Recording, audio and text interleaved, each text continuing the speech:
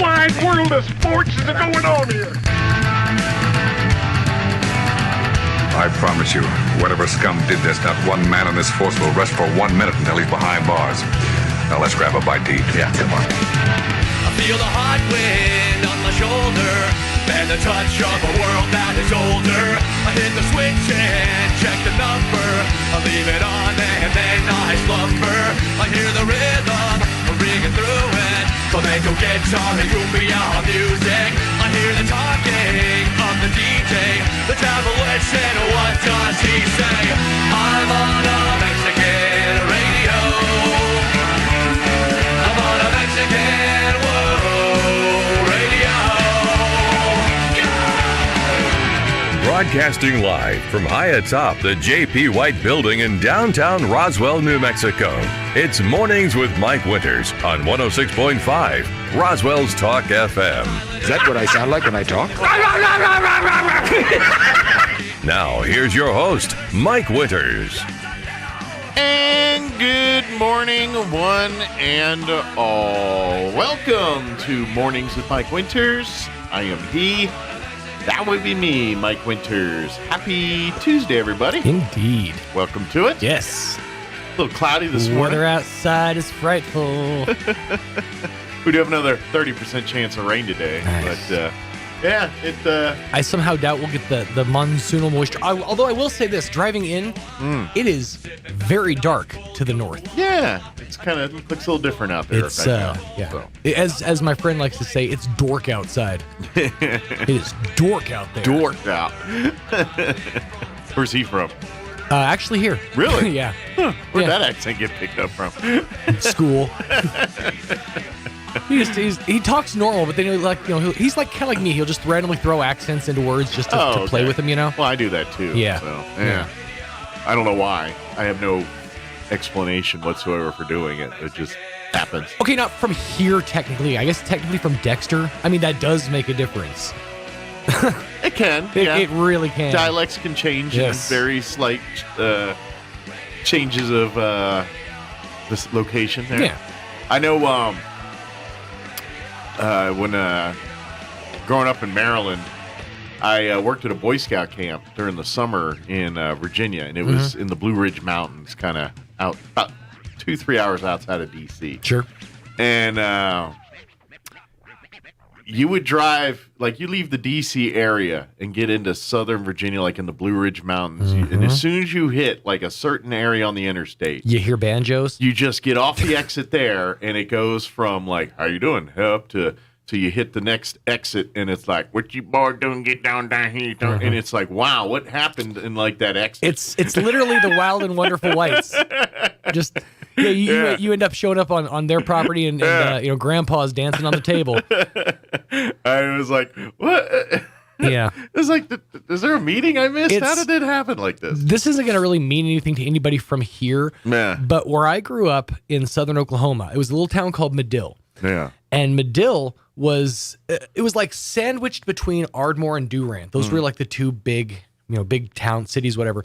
But our big rivalry was with the town over is like across the bridge from us called Kingston. Okay. And the people from Kingston were some backwoods yokels, y'all. I mean, I was from southern Oklahoma, and these people were like Cletus from The Simpsons. Like every single one I ever met from Kingston, and you know who you are. Sound bitter. Yeah, a little bit. Their team was better. Well, happy Tuesday, everybody. Wherever you come from, happy Tuesday. Even if you're from Kingston, Yeah, Oklahoma. I guess welcome to you too, dirty, unwashed Huns. There's some of the audience from Kingston going, hey, that's a good time. I would love that.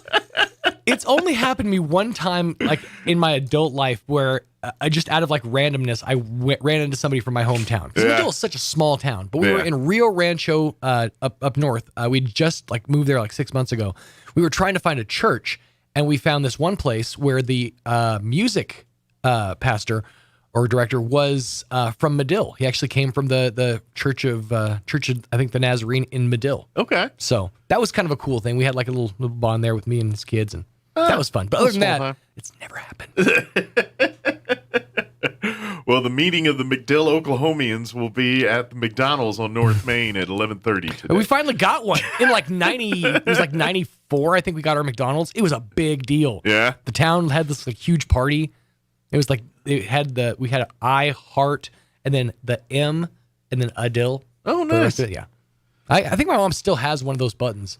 So is there somewhere like in her drawer. McDonald's Day in McDill? Like, from this day forth, July the 17th will be McDonald's McDill Day. Or Except whatever. for you're saying McDill. Oh, yeah. And that bothers me. It's Madill. I think it would be called McDill. MADILL. Maybe that's the Get thing. it right. We're going to be changing our name to McDill. Yeah. Through corporate synergy, 1,000 points alive. Welcome to McDill, Oklahoma. McDill. Yeah. It was a big McDill that day, though. Very good. Well, that place got some light today, some love. Mm-hmm. Well, happy Tuesday. It Yeah. looks kind of like it's going to rain today, right now, but it's not supposed to rain until, well, actually, it can rain at any time because I'm looking at the weather now. It's like a chance of rain before 9, then a chance after 9. And I'm like, why just say chance of rain? That's a lot of words to just say rain chance all day. telling you, I think some of these guys get words. paid by the word. Oh, yeah. I think they do. Well, it's they only have so much they have, can say about a day's weather. They have to, stretch it out a little bit. Yeah. Make it dramatic. It's just, it's part of that. I want to sound more important than I am. When you're a writer, you kind of can't help but tell a tale. Yeah. And I feel like that's sort of what what the forecasters do. We're writers at heart, so we're trying to spin a yarn. Yeah. This is what the story of your day is. And there's some of that that's good, and then there's some of that you can just tell that's like you're peeing on my leg right now. Right. As Tell you me it's venture out raining. this morning, see that's what I think we need is weather forecasts with a little bit of soliloquy to them. Well, I told you about the when I went to Outer Banks. I mean, you've told me a lot of Outer Banks stories, but Well, no. I think when I was on vacation in Outer Banks, there was this rock station we would listen to while we're out at the Banks, play classic rock music. And the guy that would do the weather was like, he turned it into this like dramatic, theatrical, like he'd get this ominous voice and he'd be like, "Welcome to the Outer Banks weather." And he'd be, "We have a slight chance of thunderstorms coming from the north." you just know that guy back in the day was the dude holding the big sheet of steel. And I ain't gonna lie, I look forward to the weathercast because this guy was like, and then a strong thing of school. I mean, it was a whole thing he did. You gotta love. I admire passion in any industry. Yeah. Like there was a broadcaster locally who used to talk about his forecast, but over time it became more things. It was the computerized, digitally automated, and it was just like this whole time for your computerized, digitally automated. It would just become this whole Doppler paragraph radar, of things. blah, blah, blah, yeah. That he would rattle off before doing the weather. Yeah, that's just to sound like we have expensive equipment. Basically, the company spent a lot of money on the equipment, and they want you to say it 12 times to say, yeah, Yep. we're spending money on equipment. It does kind of make sense. Like we have this antenna, so we Yeah. might as well use it for something. That's why the news stations always tout their helicopters. Like, ooh, we got our Chopper 47912 eyewitness action cam. Remember when there was like a race to the top of Doppler? Yeah. It was like everybody was like Doppler 9, Doppler 12, Doppler 9000. How many Dopplers does one need? And what is a Doppler? Is it a unit of measurement? Is it similar to a teraflop? How many Dopplers are in a teraflop? These are the questions I need answers to. Well, if we're working on that, how many razor blades they up to on the razors now? Actually, I think that's sort of it's curbed off. It's curved off. Yeah, Went out to 10 blades or nothing. We stopped at 5 and said, you know what, this is crazy. Okay, I didn't know if we kept going. Here's what they're doing now. 12 blades. Here's what they're doing now. We went through weird phases with men's grooming. It was first we're gonna add as many razors as we can to the thing. Yeah. Then we're gonna, for some reason, make everything shake. Everything's gonna vibrate because that's gonna make it better Yeah. for some reason. Although I feel like making a razor blade like shake, that's probably the worst thing a razor blade could do on your neck, right? I'm Is making thinking. this back and forth motion. Uh-huh. It's like, here, cut yourself 37,000 times a minute. Yeah. Yeah, I'm telling you, it's I maybe there's underground. Well, now it's all artisan. Now it's all like, Oh, yeah. everybody's doing like the beard brushes or whatever with the boar's hair. I own a small Bavarian factory where we have artisan monkeys make the blades. This handle is actually made from baby seal skulls. I feel like that's unnecessary, but they say it's quality. That's right. And it smells like pretzel. It always has just a lovely Bavarian smell. Let me give you the rundown because we got to get going. Right. We're going to replay an interview this hour. We had the folks from Friends of Bitter Lake join us last week, so we're going to replay that interview for you here in just a bit. Folks from Main Street Roswell are going to join us next hour, give us an update on UFO festival stuff through Main Street Roswell. And then in the 9 o'clock hour, we're going to have join us Leadership Roswell Alumni Association. We've been talking to some of their leadership award winners. We got our last winner, or I'd say last interview. Amy Cisneros, who is our Commitment to Youth Award winner, will join us along with Amy McVeigh-Tejas as well, who is the nominating person for Tina Cisneros there. So we'll have that interview for you here about 9:15 or so. Before we do any of that, let's take a look at your weather, and then we'll get a quick commercial break and then get you into the interview. Don't go away. You're listening to Mornings with Mike Winters. I'm meteorologist Steve Hamilton with your Pecos Valley weather. We'll be in the mid-80s today. Pretty comfortable, but we will have a chance of some showers and thunderstorms. Most of those will be in the afternoon. Could be a little bit gusty. Maybe some showers this evening. They'll wrap up by about midnight and down to 65. And then a few lingering showers on Wednesday, sunny, and we're in the upper 80s. We're back into a sunny weather pattern and warmer Thursday, mid-90s. That's your latest forecast. I'm meteorologist Steve Hamilton. When you think of home health care here in Roswell, what's the first thing that pops into your head? That's right, Frontier Medical. We've been doing it better than anyone else for over 20 years. From in-home nursing to physical therapy and so much more. Doctors and hospitals from Albuquerque to Lubbock and everywhere in between have been trusting their patients to us here at Frontier Medical. So when it's time to make a choice, remember Frontier Medical.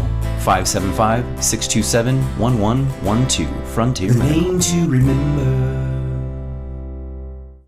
There's a whole universe out there. Come explore at the International UFO Museum and Research Center, featuring engaging exhibits and in-depth first-hand accounts of the incident that put Roswell on the map. The research library features the most comprehensive collection of UFO research materials in the world, and you can get exclusive one-of-a-kind gifts and merch from the gift shop or online at RoswellUFOmuseum.com. Don't forget about the UFO Festival, July 1st through 3rd, celebrating the 75th anniversary of the Roswell incident. The International UFO Museum and Research Center. It's otherworldly. Good morning, this is Smiley Wooten at the Roswell Livestock Auction.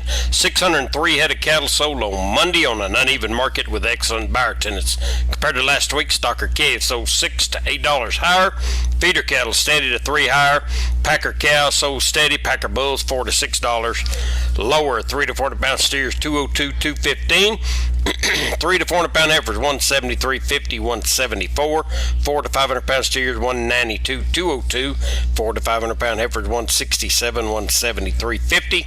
5 to 600 pound steers $172, $192. 5 to 600 pound heifers $151, $167. 6 700 pound steers $149.50, $172. 6 700 pound heifers $142, $151. 7 800 pound steers $147, $149.50.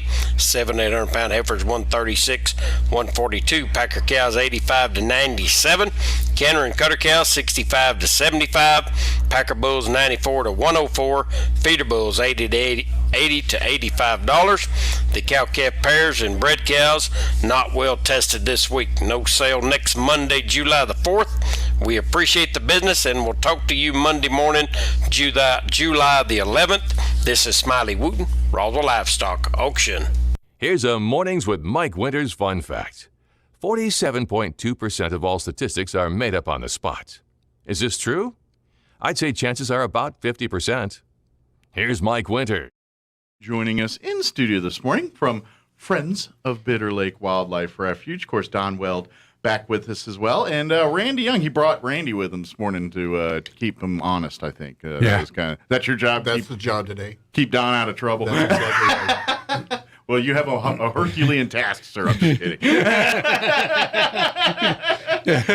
I'm just kidding. Good morning, guys. How y'all doing today? Doing good. How you doing, Mike? Doing great. And, of course, we set up. We're Bitter Lake, Friends of Bitter Lake. We're going to be joining us each month now here on the radio show. And that's because we want you to come back out to Bitter Lake. Bitter Lake is, now that we're out of the COVID world, things are opening back up, and the events that we all know and love that are kind of synonymous with Bitter Lake Wildlife Refuge are back on.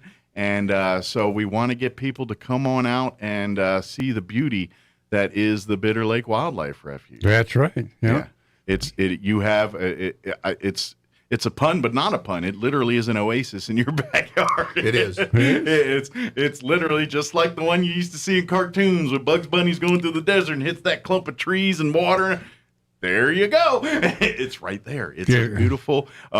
Of course, we joke about it. It's kind of, for us, it's a beautiful wildlife refuge. For many of our migratory animals, it's a pilot flying jay, basically. There you go. Many of them. That's exactly right. There you go. That's the way. Good way to look at it. That's kind of what it is. But we would love to get people to come and spend some time out here. We've got, of course, I know it's the other side of summer with the Dragonfly Festival, but now's the time to start putting those on your calendars.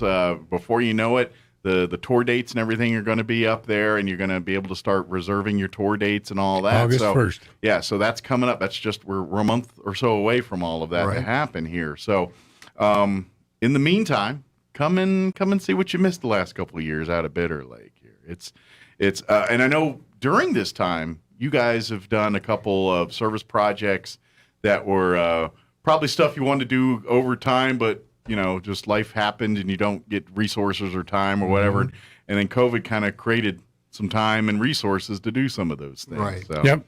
Yeah. We got a lot of things worked on. The staff portion of the Bitter Lake has been out there working very hard. We've got a new bird blind that's opened now. We opened that up 2 months ago, I think it was. And it's a hit. It is, yeah. Everybody's liking that. And we got some new plants and watering done on the butterfly trail. Great. And I got my butterfly thing on today. Nice. That's a pretty cool shirt. Yeah, this is the worm part. On the back is the butterfly. Okay. I was like, it's cool, a little gross, but cool. Yeah. I got this worm crawling up my belly here, That's good. But no, it's pretty cool. They're fun. So, yeah, and that's what we're doing. We're getting all that stuff ready to go. Absolutely. And please, I and just to clarify, because I want to do this every time just to make sure people don't forget, Bitter Lake Wildlife Refuge is a wildlife refuge. It's there to preserve and to and to support the habitat of this area, and to and the big fight out there is keeping what's native to New Mexico native in there, and keeping what's not native to New Mexico out of there. No more salt cedar. No more. That no really more is the big cedar. battle. But Bitter Lake is not the place for you to go camping and boating and swimming and all that. It is a wildlife preserve. Come out and enjoy nature. Come out and see the birds. Come see each season's a different experience out at Bitter Lake. Come experience the wildlife. Come experience even some of the human history that's out there. With if you go out to the visitor center, you can learn some about the Native American history of the buffalo hunting grounds that was all part of this area, and learning some of the things they found through archaeological digs and things like that out there, and just seeing. So it's not just natural history; it's human history in there, as well. And then of course, CCC, the CCC stuff. I mean, in and of itself, the facilities and things like that out there are as much of the fabric and history of Bitter Lake as is the plants and animals and the lake itself. We have some buildings that were originally built back in the 30s by CCC. The governmental this is during like the New program. Deal era, the Roosevelts, when during the Depression, getting us back to they had the infrastructure side with roads and highways, and then they also had the building, these kind of projects like these refuges and dams That's and right. things like that. And it was all part of these programs to do that. So it's history in and of itself through there. It's great. Love it. But I do want to make that distinction. So if you're looking to go boat and back, you go to bottomless lakes. That's what that's for. That's for recreational. But when you want to come and see nature and get a chance to get your family to kind of take some walks through the trails and see what kind of vegetation and animal life call this part of the country home, and you're going to and you're going to be fascinated, because if you've never been out there, you're going to think, well, yeah, how could it be? I live here in Roswell. It's desert. It's brown, and I see what. And then you drive out to Bitter Lake, and it's a whole nother universe. Right. It really is. You're going to go there and realize, are we still in southeast New Mexico? Because it's not going to feel that way. Yeah. It's going to feel way different. You might want to think of Bitter Lake as kind of an open air zoo. Mm-hmm. That's a good way to look at it. Yeah. But we don't contain them. Everything's in their natural. We give that the space for nature to have its own deal, own thing out there. So I'm kind of curious, when the summer months are here, we talk dragonflies at the end of the summer, but what's kind of the hot action and stuff that's this time of year out at the refuge? You're not going to see a whole lot unless you get there very early in the morning, when right it's after before it gets sunrise. hot. And the gates open at sunrise, so you can get in. Then you might see. We've still got fox and raccoons, and we've even seen some cats.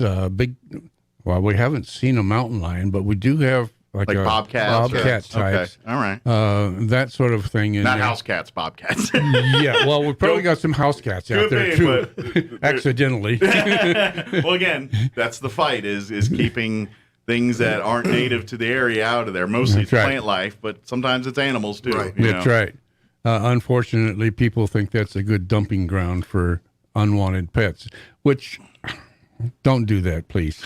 Well, they don't survive. To begin with. Yeah, well, and I always say this, and regardless of your of faith or not of faith, nature's a very, my opinion, God worked out the plan pretty good. Others, and so when you go and put a different variable in that well-oiled machine, you can cause quite a disturbance in that whole routine by putting a foreign substance, an animal that's not supposed to be there or a plant that's not supposed to be there.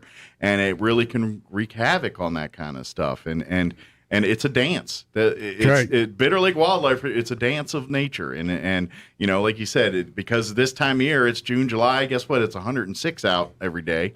Animals don't hang out when it's 106 either. So they're going to be out at 6 in the morning or daybreak when they can go get their food or go get whatever they've got to do for the day. And then by the time the sun's up, they're hunkered down trying to stay cool. Stay out of that heat. Yep, it's a battle for the animals. Yeah. So we got to take care of them. So if you want to come out and see like the animals active, you're going to have to get up early, and the early bird gets the worm on this one. And That's right. Come out and see it. Do they get a lot of activity around dusk too, or does it? We do get some, but they're going to wait until after that sun goes down at night. Your nocturnal animals start coming. Your owls, and I guess if there's any bats in the area, I'm not sure where there is or not. There are. We used to have, and I'd like to. Hopefully, we can do that again. We used to have a bat box out there. Okay. A couple of them, in fact, and we would encourage the bats. They eat insects. Oh, yeah, they're great to have. So since we do get a lot of biting flies at certain times during the year, it would be good to have the bats around to get those. Maybe we can set up like a Inn of the Mountain Gods hotel type resort for bats. There you go.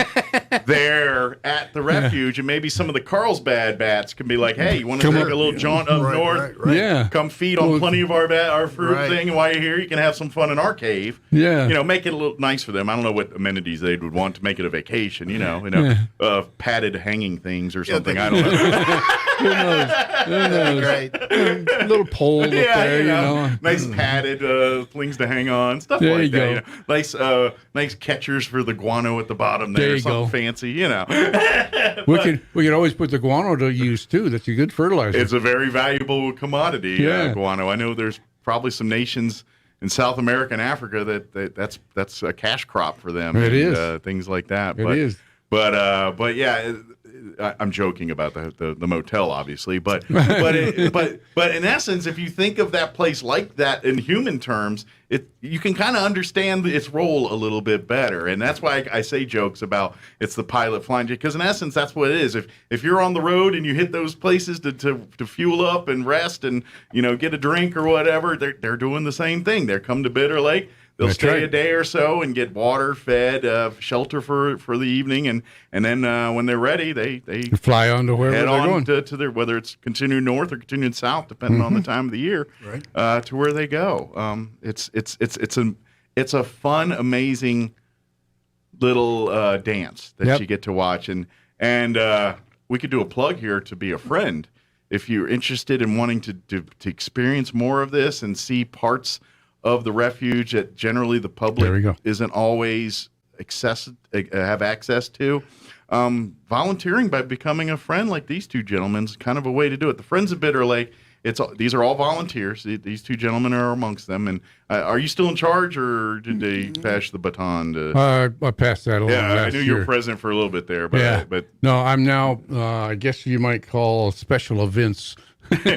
he's a Such as gap in the Dragonfly. line, fill in, and let's Yeah. get him in There there. you go. Yeah, such as Dragonfly and Cranes and Cocoa Yeah. and our spring cleanup and things like that. And those are kind of the visible part of Friends of Bitter Lake. Like Right. those, the friends help and organize and facilitate like the Dragonfly Festival. Obviously, the paid staff is there functioning and doing their and very much a part of the actual festival. But as far as planning, organizing, and all that, it's Friends of Bitter Lake.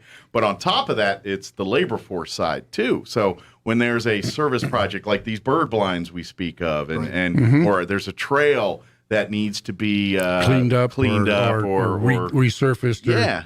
Then the friends are the ones out there doing these service projects. So if you Yep. like gardening, digging in the dirt a little bit, having that kind of fun stuff, and I got dirty nails. there you go.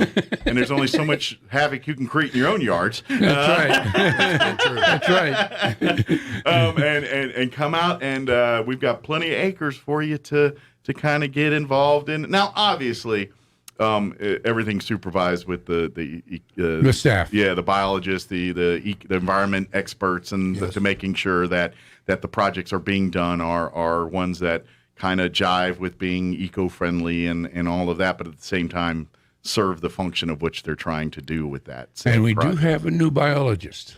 Yes. He just started on the 21st. Okay. Yeah, the longest day. So like yesterday or day Yeah, before, which was the 23rd. Tuesday. Tuesday, yeah. Tuesday, the longest day. Good deal. So he had his longest day. But Where is our biologist coming from, just out of curiosity? I have not met him yet, so I didn't I'm know not if sure where. If this was a culture shock, our weather and everything, or is this Probably. or this something? It has been for our last two. Okay, I Well, didn't- the previous one. It was a shock to him, but the one before that always lived in this area. Okay, he had family over in so Las quite Cruces familiar or with something, our so he knew. our arid, dry climate. Yeah, so. but the one before, in fact, he got a promotion. That happens sometimes. Yes. They do a good job. They tend to give you other jobs. You know what they say: you rise to the level of your incompetence. There you go. That's a good one. But So we have a new one now. oh, cool. I'm hopeful And we'll get to I'm- meet him here. Maybe I'm hoping I can get maybe him next out time next or month. in a month Yeah. too. We'll get We'll get see. him. But I always like when they come from someplace very different from here, and Yeah. then we expose them to things like green chili is the one that always gets me, because most people embrace it. There's always one or two that if it's new to them, it's, you know what I mean? It's Sure. like I grew up in Maryland, so crab is our version of green chili. You know, Yeah. like you get people, and it's like most people, they don't mind eating crab, but they don't want to go through the nonsense of picking and all that stuff. That's the fun of it. That's part of it. Yeah, exactly. That's the experience. They don't get that. That's a social event. You know, Yeah. when we were kids, and they would literally put the paper down, Yep. a couple pitchers of beer at either end of the table, and they put a bushel of crab. Now, obviously, I was a kid; they didn't let me have the beer, but you know what I mean. It was, and then everyone sits around with their crackers and their knives and their vinegar or whatever they like. Crack to dip it in. open. And you sit there and just shoot the breeze and eat crab all night. That's Yeah. part of the deal. Sounds And like a good time. it is fun. It's a lot of fun. And plus crabs are, I mean, let's face it. If you look at that, I'm not going to lie. The first person must have been awful hungry. They ate a crab. There's just, you know what I mean? Yeah. Because to see that going, I could eat that. I mean, Yeah. let's face it. No, I mean, you had to be pretty hungry to see that. But I'm glad they did because it's a delicacy. I love it. But Yeah. anyway, it's kind of, I love when they have that green chili in there and they kind of either, and I love when they when they get it and they eat it and they're like, oh my God, this is so much different. Or when we talk about Mexican food and they're all Tex-Mex and we're like no, That's not our That's a different. yeah, that's fancy Taco Bell, dude. This is what we're talking about. This is with the green. This is authentic New Mexican, which is much more closer to authentic Mexican food. That's right. Than Tex-Mex. A lot of our New Mexico type Mexican food comes from the Native Americans. Yeah, that makes sense. Apache, Navajo, Pueblo. Well, and you think about it, these are people that lived off the land. So That's what's right. on the land is what you eat. That's and right. So, we have the chili. So we were able to infuse that, which I'm sure the natives were very much at cultivating, and they probably taught us how to do it. And They did. They did. And now we take that and we incorporate the influence of Mexico into that, and that's how we get our foods and things. That's right. It's all that incorporate, but it all starts with what's on the land. Right. Right. You ever wonder why you go to Grand Canyon and they got prickly pear everything out there? Because there's a bunch of them out there. So, by the way, it's pretty Boy, tasty. are If you ever have like prickly pear jam, or I had a chocolate with prickly pear and it was pretty tasty. Yeah. So if you ever go to that area, go pick some up. It's pretty good. But yeah. So anyway, I got off track. I even got a recipe to do prickly pear jam. Do you? Yeah. See, that's where I'm not. I mean, I try if but I'm that guy that I'll buy it because I'm like, you know what? There's no way I can do a better job than that guy. I'll just take what that person did. That's why I haven't made it. But, coming up, Farmers Market. Yes, here in July. Yes. Is Bitter Lake going to have a booth out there? We're too? going to have, Good. actually, it's going to be a combination booth. Okay. American Legion, Bitter Lake, and Alzheimer's. Oh, good deal. I'm Which gonna means have all Don's going three to of be them. there at all three because these are Yep. because Don's 7 to 11 every Saturday morning. So he can help you with all three of those out there. So Yep. I know American Legion, a lot of times they'll have baked goods and things out at the booth. So if you want to pick We that will. up and help out, We will. Bitter Lake, I'm sure you can come and learn about different events and things. Sign up to be a friend of Bitter Lake, and I'll have tickets for the door prize. okay for this year's Dragonfly For this Fest? prize, yeah, Dragonfly. What is the prize this year? No, gosh, I've got all kinds of prizes. Okay, is there a big one or a? We got a big quilt. And that's kind of usually the Susie Flint. the big Always made these. You have a Well, great lady she's- that Yeah, she's fantastic. She has moved over to Los Lunas, but she's still got a quilt and a wall hanging. and we got the United States Postal Service, so you can get. Well, it. they're here. Oh, good. Okay. They're already here. And actually, Susie's going to be back. She runs our kitchen for the staff during the Dragonfly. Okay. So she's going to do that again. Well, good, because I imagine that's a very important part. It is. It's a major part. Because if you've got that many volunteers having to be out at dark 30, you better feed them. That's right. You got it. I know I need to be. Yeah, I get it. That's. I'm telling you, half the life is feed people, man. You show up with a basket of burritos, you could take on the world. That's right. You got it. You got it. So they'll be there. Good. The tickets. Now we're besides the quilts, we've got a duck print. It's not a print. We found out that those duck paintings in the nature store are actually paintings. Okay. They're originals. Oh, wow. So they could be worth a heck of a lot more than what we have been advertising. You might been valuing these things on Yes, accidentally. they could be several $100s. Well, that could be y'all's, as far as Bitter Lake, Friends of Bitter Lake's mistake might be your fortune there. That's on that right. one. And they are still on sale. Okay. If they're still there by the time. Hurry up before they get on eBay and find out the real value of these That's things. right. If they're still there by that Right. time, we will put those out on the drawings. Quick story, just I got it's all Okay. But if for folks who've been listening into the show last couple of weeks, one of our sales reps from Artesia, like a week ago, brought in a Braille Playboy magazine from 1999. Oh my gosh! And it's actually part 1 of 4. It's just the articles, obviously, because it's Braille. But it was literally a Braille Playboy from July of 1999. But it was one, and it's this big brown, it's that big Braille paper. It's pretty cool little nugget of, weird history there. But it was sitting here for weeks. And then Tuesday, I was back in Artesia, and the sales rep goes, "Hey, is that Playboy still laying around at the office out there?" I said, yeah, it's still there. Why? She goes, "Oh, I just found out it's worth $400. I want it back." Oh my goodness! Yeah, so I said, no problem. So when you said the painting story, I'm thinking, yeah, Joe, be careful. Go get it now before they figure out these things worth more money. That's right. Yeah. But that Playboy reminded me of that same story there, as I had to share. They used to have an advertisement for a hamburger place out in California. You better buy these before they find out what they're worth. You know what that is? In-N-Out Burger. Oh, that's In-N-Out, huh? Yeah, Okay. that was their advertisement thing for a while. See, I'm East Coast raised, so I'm from the Five Guys School of Burgers. Five Guys. Okay. No White Castles. Well, you know what? There's always a soft spot for White Castle. Yeah. But as far as, the In-N-Out Five Guys, I don't know, unofficial East Coast, West Coast, whatever, I'm Team Five Guys.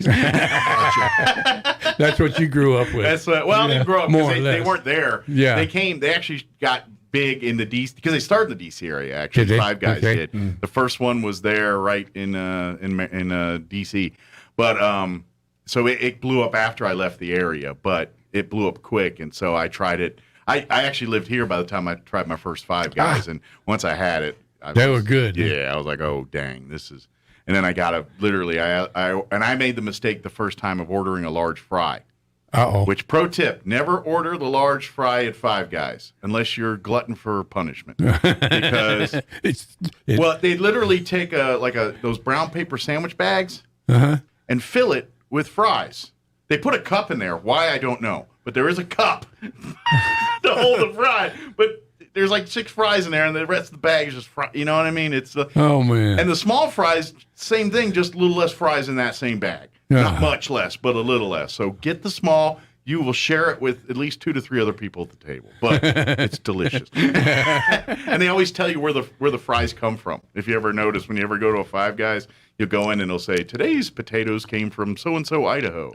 And they'll tell you exactly where they come from. It's pretty. Wow. It's pretty. That's my thing. But I've had In-N-Out, and I'll never kick it out of the bed. It's a delicious burger as well. But Team Five Guy. Okay.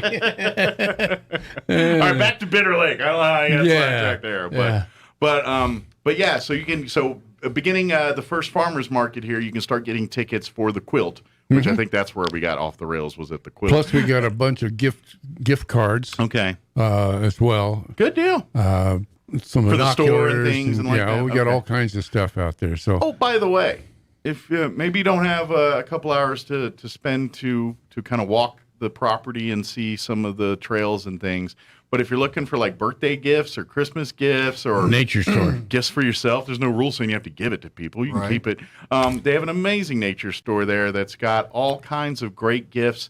So if you've got people that love reading or love, that photos, all that kind of stuff you'll find there, but T-shirts and hats, and it's got so if you've got like the person that likes to do research and that kind of thing, it's going to be plenty of gifts for that person. But if you love folks that like their T-shirts and hats and love even like the kids' toys and things like that, there's plenty of fun stuff like that your younger group will like too. Yeah. But yeah, it's a great, and by you shopping in there, you're supporting, because all the proceeds from that go back into the projects and everything that's part of Bitter Lake Wildlife Refuge. So by you coming out and buying the T-shirts and the books and all that, you're supporting that next bird blind they're going to build, or That's right. or next conservation project that needs to be taken care of out there. We don't have any paid employees at the nature store. Yes, We're it's all all volunteers. But the space was donated to nature store by the refuge. Nice, because that's the refuge building. Gotcha. Yeah, it's their property. Right. But they donated that space to us specifically. So everything that we make goes right into the funds to help out on the So it keeps refuge. that overhead low and all that kind of stuff, which is what you want in a nonprofit, because you want to give as much of that to the actual goal of what you're trying to raise money for. And so, but if you do have a little bit more time, go wander around and walk out. It is. Yep. I'm telling you, it's. We always joke about the Oasis. That's what it is. That's exactly what it is. You can literally drive a couple miles outside of town and be in an entirely different world. And to be honest, that's what makes New Mexico awesome. Yep. That's something, I grew up, like I said, I grew up Maryland, East Coast, green, stacking up when I came out here, military brought me out. And I remember the first time I was coming on the plane and I see nothing but brown and I'm like, oh Lord, what did I get into?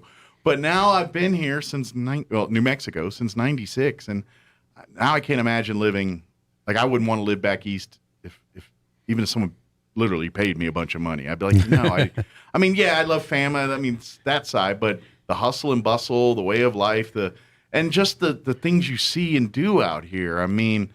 I never got to experience things back east that I got to experience. Like the first time I saw a huge moon was out here in New Mexico. You never see that back east. Yeah. I'm like I see movies and they have a big moon and I'm like, what is that? Some Hollywood trick or something? That's garbage, a cartoon. Nope.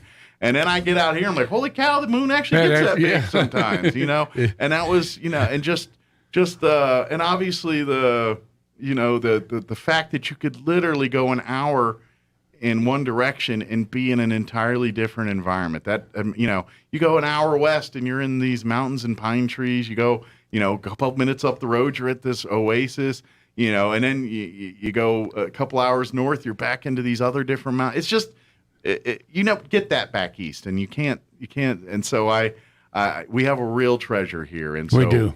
People that have born and raised and grew up here, come appreciate what you got, because you don't realize how special it is till you don't have it anymore. I would say people in D.C. area, they are guilty of the same thing, because I grew up there. And I was one of the ones that loved going to the museums and the malls and the monuments and all. Love it. It's every American should go do it. It's amazing. But people back in D.C., Air Force One flew over my house every day. And you kind of, it gets, what I mean? It's just, to most Americans, that's like, whoa. Yeah. What a crazy thing it just happened. To us, it's like, it happens about 3 times a day.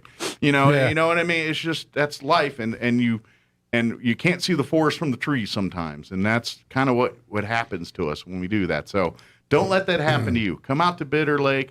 Come see this amazing, beautiful natural phenomena in its natural habitat. It's doing what it's doing. It's kind of, the beauty of, and this is where I learned this lesson a little hard in Carlsbad. Nature does what it wants, and nature goes, and you can maybe coax it, you can suggest it do certain things, but it's going to do what it wants. And, that's right. And I think that's part of the awesomeness that is going out there, where you go out and you're like, you're seeing the animals, but then you see something like that was weird, and it's like, well, that's nature. That's what happens. And I learned the lesson in Carlsbad when I went to go out to see the bats leave for the night to go hunting. Oh, yes. And I picked a night where I guess they didn't feel like going out so much. It's like, all right, here it comes. And there was like 3 bats. And I'm like, all right, that was it. I think I kind of didn't see them because it's kind of dark and it's hard to see them coming out unless there's a bunch of them. And it was just a night that, I don't know if they just had a good hunting night the night before and they were full, or I don't know, or if it was the weather or what. But I would say maybe less than 10% went out hunting that night. But what are you gonna do? That's nature. I'm sure if I go the next night, everybody, every bat in the whole place comes pouring out of there. It's all just 6 million of them. Yeah. But that's what is cool to me, because you don't know, and you don't, and you can't control that. You just gotta sit and enjoy the ride, and if you take it from that perspective, I think you're gonna find it much more fascinating, much cooler, and be much more appreciative of those little things. Like, come out to Dragonfly Festival in the fall here, or late summer. Sign up for as many. They have the early bird tour, which that fills up very quick. So you want to sign up for that one too. They have the Dragonfly tour, which focuses on the dragonflies. But then you have kind of an overall nature tour too, right? Where you get to see not just the dragonflies, but other aspects of the refuge and the plant life. And if you don't feel like walking around, always take one of those tours. Absolutely. And then walk around. Because then you can go and see all the highlights, and then walk out to the places you want to kind of spend a little more time and all that. Pick and choose. Good news is every single one of these tours free of charge. Right. Bad news is they're popular, and you got to sign up early, or you're going to not get a tour. Right. The only thing that's going to cost you is, and bear with me on this, because we're working on having the Boy Scouts come out and do their hot dog thing. Oh, good. So you can come out and buy some food and support the Scouts. Yeah. Great. We're going to have something like that. Good. And we think the Scouts are going to do it. Well, and I think that people will be very appreciative of that, because walking around stuff works up an appetite. And you're like, dang, I'm kind of hungry here. But that's the only thing that's going to cost you. Good. And then, of course, if you do want to buy things at the store, or if you want to get a raffle ticket for the quilt, that's going to cost money. But again, there will be some vendors in a big tent. Okay, so if you want to buy some artifacts or whatever artwork and artifacts from the area. So. Oh, cool! And that's the only way you can get them, by the way. Yes. Don't go. Well, first off, they usually don't let you out on your own into some of those areas to go. But please, like we said, it's an ecosystem, and we want humans touch as very little as we possibly can, and that's why whenever there is. But that being said, come be a friend. That's right. Because now you can go and see some of these parts that the public doesn't get to. But it's for a reason. It's because you got to remember, goal number one is to preserve the wildlife and vegetation of that area. That is priority number one. Everything else is secondary. And if you remember that then you'll understand why the rules are that way. Yes, we want this here for all of people and everybody to enjoy. But to keep it that way, we've got to keep as many people that aren't necessary to the process out of it to do that. So if you want to go camp and doing all that kind of stuff, that's why Bottomless Lakes is here to do that. This is legitimately here to come and enjoy nature. It's come to see animals in their natural, not even past the zoo's a great thing too. Don't get me wrong and all that, but there's going to be things out of Bitter Lake that you'll never see at a zoo. That's right. You will never see it at a zoo. These are wild animals. These are animals that aren't on a feeding schedule that's created by a human. You know what I mean? Not directly. And you should remember that if you're going to go out there and walk around. Exactly. These animals and wildlife are there living their natural habitat schedule. So, that's right. And it isn't on your time. So, if they're not as exciting that night, it's because they're living their life. They're not there to entertain you. That's right. That's right. Do remember that if you do walk around out there during the summer like this, there are snakes. Yes. So snakes are going to be out because they're cold-blooded animals, and they go to where it's warm. And so that they're going to be out and about during the day more often, in the warmer temperatures. Right. So be mindful of that. Right. So they do most of their hunting for food in the early evenings and early mornings. Okay. But again, when all the animals are out and when there's plenty that's when they're looking of food, looking for food. So because the mice and rats and various other varmints that they're going after, they're hunting at those times, and so he's hunting them. But that doesn't mean but the snakes will be out during the heat of the day, even. Yeah, they're just out sunning on the rocks and trying to keep body temperature and things like that. That's their nature. They'll crawl under a tree for a while, and then to be honest, they won't mess with you unless you mess with them. That's right. Stay out of their way, and they're not going to bother you. If you come by one and say it's a rattler and they start rattling the tail and raising their head and back off. they're just telling you, go away. I'm not going to mess with you, but go away or I will mess with you. Yeah. He's warning you. Yeah. Take the I'm warning. going to protect myself. You see the rattler and everything, he's telling you, you keep coming at me, it's going to be a bad day for you. Yeah. Take that advice. Right. Stay away. And then, of course, if there's a lot of people in there, report, say, hey, there's a rattler out let there. the proper people know so we can make sure someone doesn't get hurt or something like that. But we move those out to a little farther distance. And just remember, you're in their house. That's right. This is their house, their rules. You live by their rules. You come into their house, you be polite. Just like anybody, someone comes in your house, you expect that same thing. Right. So please be a good steward of that land. And that's why it's not Bottomless Lake, because there is a time and a place for fun and camping and boating. And that's amazing. We're very fortunate to have that, and we should utilize it. However, Bitter Lake is not that place. Bitter Lake is a place for us to come and enjoy the outdoors, enjoy our wildlife, and to learn about these animals. And I'm sure there's so much information that our biologists and things over the years have garnered just by studying what's going on out at Bitter Lake with the plant life, with the animal life. And so we go out there, and the friends are there to preserve that, but we're also learning it, so the next generation knows and obviously what the climate's impact and everything that's going on there. They're using Bitter Lake as a study case to see how's it impacting, what's going on, what do we need to do to countermeasure this kind of stuff. This is at the end of the day, that's the purpose of this, and the ancillary secondaries, we the public to come and be amongst it and see it. We can observe it, yes. But you just got to remember, it's not your home. We're the visitors, and treat it as such. Very true. Treat it as the Boy Scouts have a saying that when they go out, always leave a place better than you found it. Please use that mindset when you go out to Bitter Lake. We do have out there a designated area for the Boy Scout, Cub Scout groups. Good. Period. That's just for them. Oh, for them to do their camping or scouting. They can do their activities camping and out things. there. So, but that's the only camping that's allowed out there at all. And by the way, all those scouts are trained in, like when they go camping and stuff, they're learning how to preserve it, to lay low impact camping things Right. that Right. leave a smaller impact on leave a smaller footprint. Yes, smaller footprint, and that goes from how they. That's eat exactly to why how we they set sleep. this aside for them, so that they can learn that.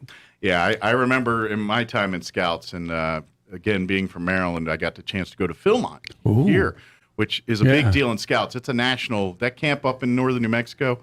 It's the largest, biggest Scout reservation in the country. That is the Scout destination. They have other high adventure bases, but the king of the Mount Rushmore there is Philmont Scout Ranch. Right. It is the best. And I went there as a kid, and that's where we exercised and learned a lot of that. Everything I owned was in a backpack. We had no open fires. It was little one-burner stoves. All of our food and stuff, none of that stayed behind. If you couldn't burn or get rid of altogether, then we pack it out with us. Bear bags, everything that has a smell. By the way, when you go low-impact camping, you don't bring things like toothpaste and deodorant, just telling you. Because they smell that. It smells the bears, but so in essence, there's no point if you're going to be in the woods for a week, there's no point you using deodorant when all you're going to do is attract bears. Yeah. That's pretty much what it is all it's going to do. So you don't do those but you learn all that. But even like liquids, and we as low impact camp, we learned all that in Scouts. So that's why they're the ones that get to go out there and do it, because they teach and practice the right way to camp in those to make that real impact. Now, this isn't glamping and all the stuff you guys are used to, going out to the lake with your coolers upon coolers. And this is you're living in a pack it in, a tent pack or it out. tent-like tent, a bag that's a sleep bag. It's very minimal. You probably only have 3, depending how long you're gone, just a couple of changes of clothes, enough to keep you dry and warm. Mm-hmm. But yeah, it's not a beauty contest. It's not you're going to smell, you're going to look dirty, and but it's all right. It's all right, and you camp, and then by the time you go to some of these camps, you can't even tell someone's been there. That's the way it because, and that's how that's how idea. it's supposed to be. Yeah, exactly. But anyway, I got on a rant there. We're running out of time here, but if anybody wants learn more about becoming a friend or anything else, is the website probably the best resource, or, That would or be a good Facebook? And that's friendsofbitterlake.org, if I remember right. Correct. Is the website. If you go to friendsofbitterlake.org, there. By the way, that's going to be the website you can reserve your different tours for the Dragonfly Festival. It'll be all through there direct. So mark and bookmark that website and check back with it often. I know Bitter Lake Wildlife Refuge also has a Facebook page that you can like and follow and ask questions on as well too. Is there a number out at the store if anybody has any questions during business hours there? Or? Our old number is active again. Okay. We had some phone problems. I think that's what he was digging up there. Was that number? Yeah, I was trying to find that number in there. By the way, that's a nice wallet you got there. It looks very durable.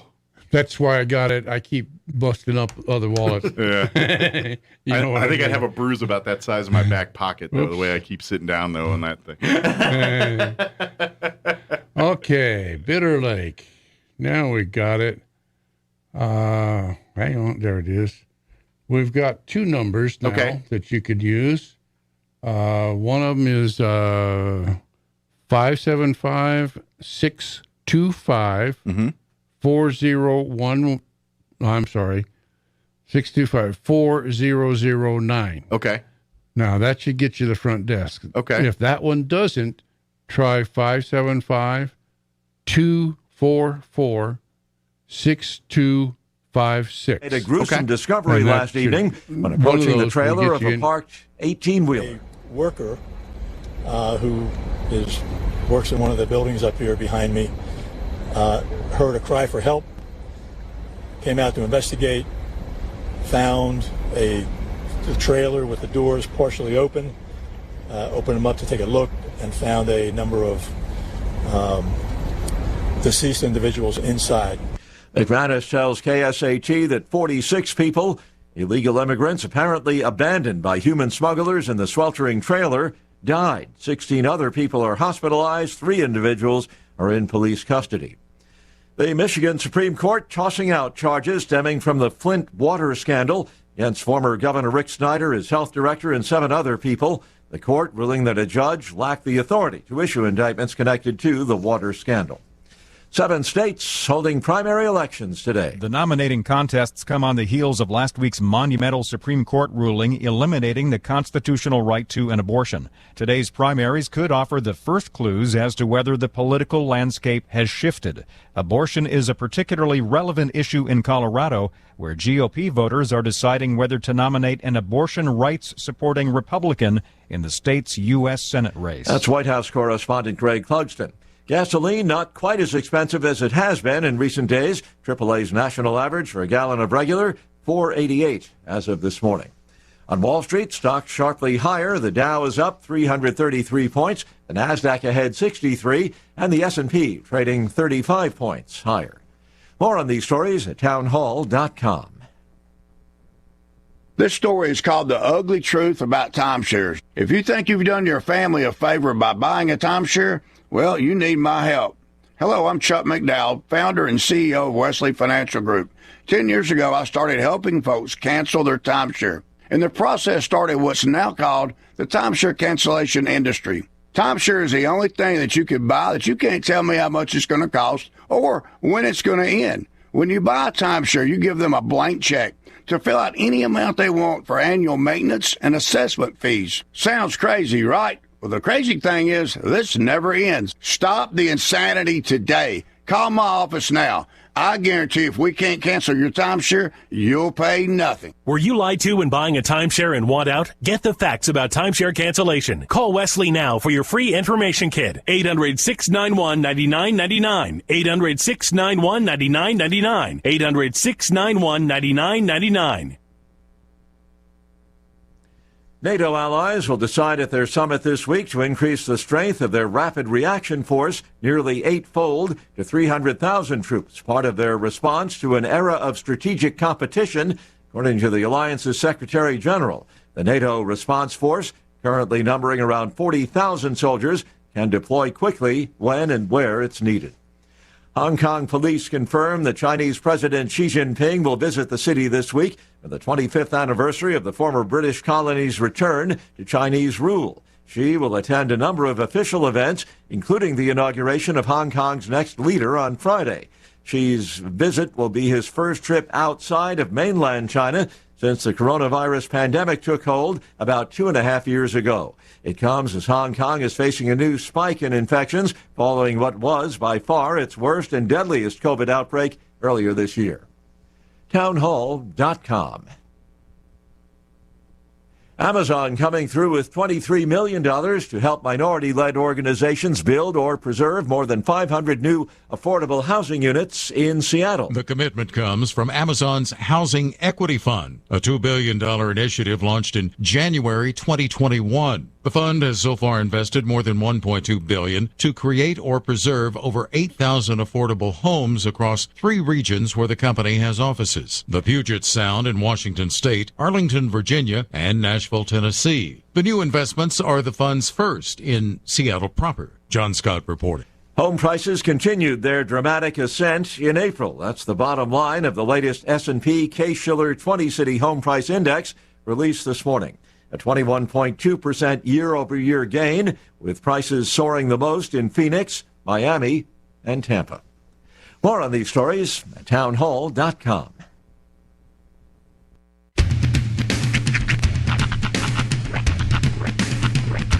What in the wide, wide world of sports is going on here? I promise you, whatever scum did this, not one man on this force will rest for 1 minute until he's behind bars. Now let's grab a bite to eat. Yeah, come on. I feel the hot wind on my shoulder and the touch of a world that is older. I hit the switch and check the number. I leave it on and then I slumber. I hear the rhythm ringing through it. Flamenco guitar and cumbia music. I hear the talking of the DJ. The travelation, what does he say? I'm on a Mexican radio. I'm on a Mexican radio. Broadcasting live from high atop the J.P. White Building in downtown Roswell, New Mexico. It's Mornings with Mike Winters on 106.5 Roswell's Talk FM. Is that what I sound like when I talk? Now, here's your host, Mike Winters.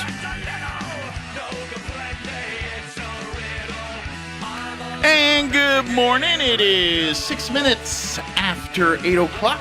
Welcome to hour number 2. Deuces.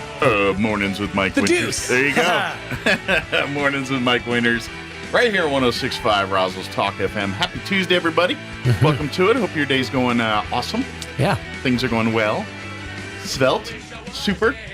Still a little cloudy. Looks like it's getting a little cloudier to the north of us here. Yeah, that's what I'm saying, dude. When I was driving in, that cloud in the north is still hanging in. Yeah. Pretty heavily. And it's looming. It's dark. My tree out the side of my window is whipping. So the whipping weed tree. Yeah, the weed tree. You gotta be careful calling it the weed tree now. I know. Now that everybody's all ravenous about it. You can try to smoke it. I don't know what'll happen to you. But it's not that kind of weed tree. But you do you, bud. But anyway, happy Tuesday. Hope you're going well, having a good day. If I'm being honest, that tree is like, historically speaking, those trees are like perfect switch cutting trees. Oh, yeah. Now you grew up in a different area of the country. I did. I'm guessing did you have to go out to the yard and cut your switch? No, my dad. It was never my dad. It was always my grandma.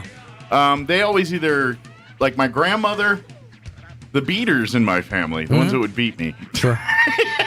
Oh yeah, no, we're unlocking all sorts of chests now. My grandmother, she had a plastic belt. That was her weapon of choice. Nice. My father was a bare hand man, except one time he used a belt. I really made him mad, and he used a belt. My dad was never a belt spanker. But never switch. He was a belt threatener. He would take off his belt and he would pop it. Yeah. He would never spank me with the belt. It was always the hand, or there was one year, and I deserved it. It was 6th grade. I think I totally flunked out. I got 4 Fs one semester in like 6th grade. Mm-hmm. And he took one of those, you remember those big Birkenstock, like thick soled sandals? Oh, yeah. He took one of those and gave me a good whack on the keister for every F I got. Oh. So 4 good solid, and I mean, I couldn't sit for like 2 hours. It was bad. But my grandma was the switch, was go cut me a switch. And if you didn't cut a good enough one, you had to go, she'd whip you with that one, then you had to go back and cut another one. Oh, wow. Okay. See, I never had to do that. She was fun. And my mom, though, she was super creative when it came to her corporal punishment. Yeah. She would go to the utensil drawer, and whatever was like handy, she had a slotted spoon that she loved using. She had, I think one time I got whipped with like the thing you use to sharpen a knife. Oh, yeah. With, you know? The stick. She had like an entire drawer of weapons at her disposal. And any one of them go, rolling pins? Yeah, but not quite. But it was like, you know, that spy movie where they push the button and all the weapons come out? That was basically my mom. She was just like open 2 drawers and just like have everything in her. Is that Cat O' Tails, Mom? Sheesh. Cabinet opens up. It's got the shadow box. Everything's like lined out. Yeah. Where here's the chainsaw. Here's the baseball bat. There's my shuriken. Now that you say that, my mother, she was never. It was always wait till your father gets home. That mentality. But I remember, I was a teenager. My brother was probably like 11, 12. No, so he was probably like 10, 11. So I would have put me like 16ish. Okay. My brother did. Oh, hold on. Emergency alert test. These DJs are talking about corporal punishment. Talk amongst yourselves. That was a short one. Was it? Okay. Yeah. All right. I didn't know if they were going to talk or something. No, it was whenever they do the 3 tones at the end. That's always the end of the tone test. Yeah, usually. I just didn't know if. So that was a test. But anyway. Yeah. So my brother had really made my mother mad. I don't remember why or what. But she got so mad that she grabbed the official decor of the 80s, the fork and knife that were hanging on the wall. The big ones? She grabbed the spoon, rather. Right. She grabbed the spoon, the wooden spoon, and chased. Never landed because my brother was quite quick at the time, is 10. And my mother chased him around, was going to beat his tail with that wooden spoon from the hung on the wall. That's well played. That's like hanging your sword. Excalibur, it's time. Yeah. But your brother didn't understand that once that sword is unsheathed, it must taste blood. Yeah, well, he didn't. He ducked and covered till Dad got home, played. and then the beatings began. But you know. My mom loved the phrase, and I think I mentioned this to you even off the air. She would grab the back of my head, like the hair that I had, the tuft of hair. Yeah. And she would use the phrase every time, too. It was my mom, and I think she got it from my grandma, like my dad's mom, because she would say it, too. But it was the phrase, by the God Harry. That's a new one. It was, by the God Harry, every time. At church, I would be a little loud, rambunctious, by the God Harry. Okay. I've never heard that saying before. that was her go-to, was by the God Harry. All hail Harry. I don't know where she got it from. I never met Harry, but it was always by the God Harry. And my dad loved going upside my head. He loved the phrase upside your head. Maybe that's a little deeper into like the Roman and Greek gods that I didn't know about. The God Harry? There's Zeus. I've never Googled it or anything, but yeah, I distinctly remember and Harry. By the God Harry. By the beard of Zeus. By the hair of by the hair of Harry.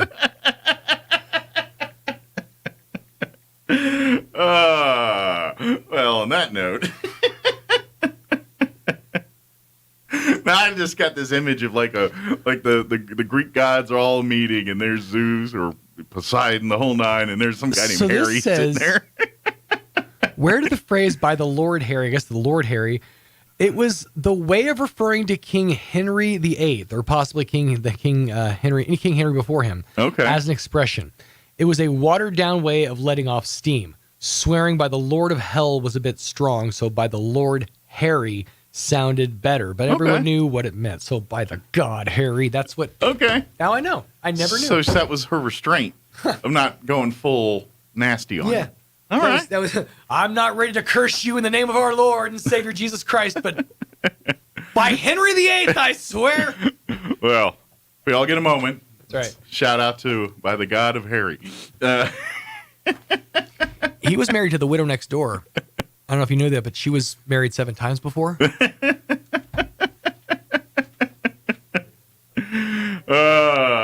That's funny. I don't care what you say.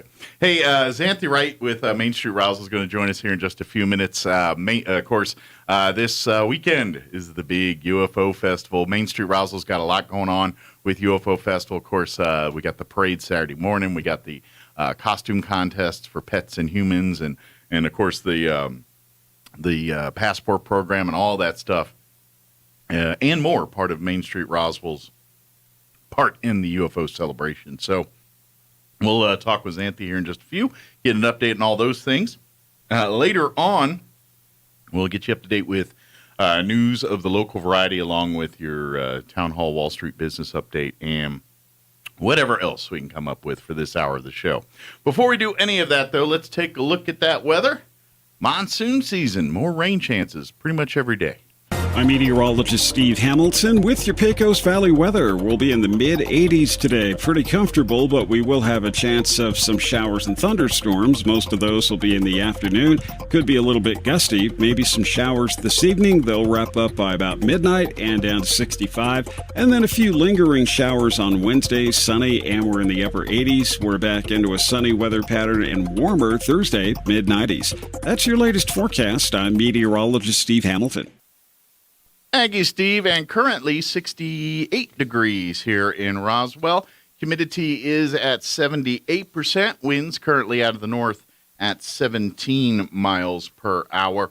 For today, as Steve mentioned, afternoon showers. They actually say we do have a slight chance of some rain showers this morning, 30% chance throughout the day. But they're saying we could see some rain this morning. But our best bets for the afternoon, mainly after 3 today.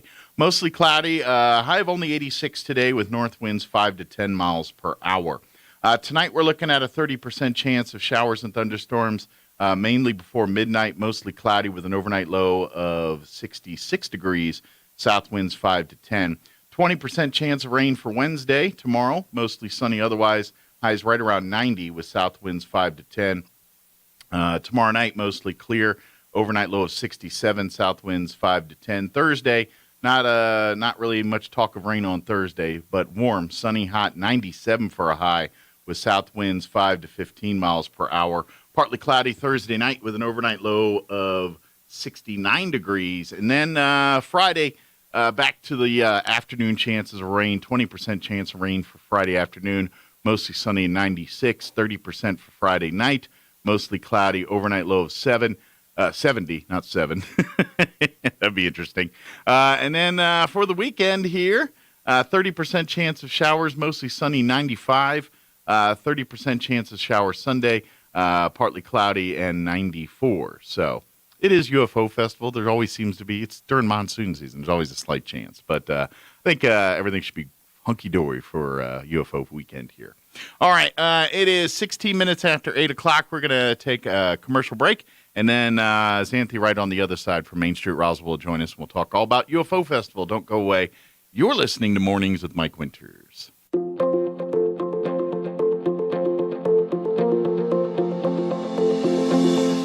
I read a quote once that said, when you blame others, you give up your power to change. Hi, this is Pastor Troy and Julie Smotherman for The Joy of Marriage. We all want to play the victim at times. It even feels good to feel sorry for ourselves. But that puts a lid on our life. It stunts our growth, it damages our marriages, and if you have children, it can even hurt them. It can seem like a daunting task to take responsibility for our actions. But the Bible says in Philippians 4:13, we can do everything through Christ who gives us strength. If you've never experienced the love of God, then you don't know your true potential and don't realize how good God is. When you're feeling like a victim, turn to God. He'll give you the strength to move beyond yourself and help you have a victorious marriage. If you have any questions or would like further information about the Joy of Marriage Ministry, please go to jomconference.com. No doubt about it, summer is a time for family fun and adventure. And whether it's a drive across the country for an epic vacation or a drive across town for epic ice cream, you have to have a vehicle you can depend on. A vehicle that's comfortable for the whole family and all your gear. That's why you should begin your summer adventures at Roswell Ford. Here at the Tailgate Nation, you'll find southeastern New Mexico's largest inventory of exceptionally nice pre-owned cars, trucks, and SUVs. All have survived a rigorous 139-point inspection, and Roswell Ford even gives you a 3-day money-back guarantee. So where do we get such great pre-owned vehicles? Well, Roswell Ford is always looking for gently used cars and trucks. If you have one you want to sell, we'll make you a cash offer on the spot and give you a week to think about it. Cross town or cross country, get your summer adventures started right with an upgraded ride from Roswell Ford, the Tailgate Nation, at the corner of 9th and Main, the official sponsor of summer fun. Well, the biting bugs and the ferocious flyers are out in force, and if you don't take care of them now, you'll be swatting and scratching all summer. Makes me itchy just thinking about it. Hi, this is Jim Gill from Roswell Seed Company. Whether it's keeping the fleas and ticks off your animals or keeping the flies and mosquitoes away from your barbecue, you gotta use the right stuff, and you gotta do it at the right time. So come see us now at Roswell Seed Company, and don't let the bugs tick you off. Get it? Tick. Book your reservations now for the Roswell UFO Festival, June 30th through July 3rd at Candlewood Suites, Roswell, New Mexico. Be there as the most powerful name in paranormal news and alien conspiracy goes live. It's Friday night at the UFO Museum and Research Center, brought to you by Candlewood Suites in Roswell. Candlewood Suites is your home away from home, with free hot coffee 24/7, on-site 24-hour convenience store, swimming pool, hot tub, and so much more. Book now. Call 575-623-4300 or Google Candlewood Suites Roswell to reserve your room. Candlewood Suites, where everyone here is sweet on you, even if you're otherworldly. The blowout is on. The Honda Summer Blowout is on all month long at Roswell Honda, with an amazing selection of sparkling new rides to choose from, like a 2017 Honda Accord for just $389 a month, a 2019 Ford EcoSport for just $349 a month, or a 2015 Chrysler 200 for just $249 a month. Zero down, no payments till September, and 0% financing available. And if you've ever thought about trading up, now is the best time. Your current vehicle has never been worth more. And bring in your mailer for a chance to win big. The blowout is on all month long at Roswell Honda, 2177 West 2nd.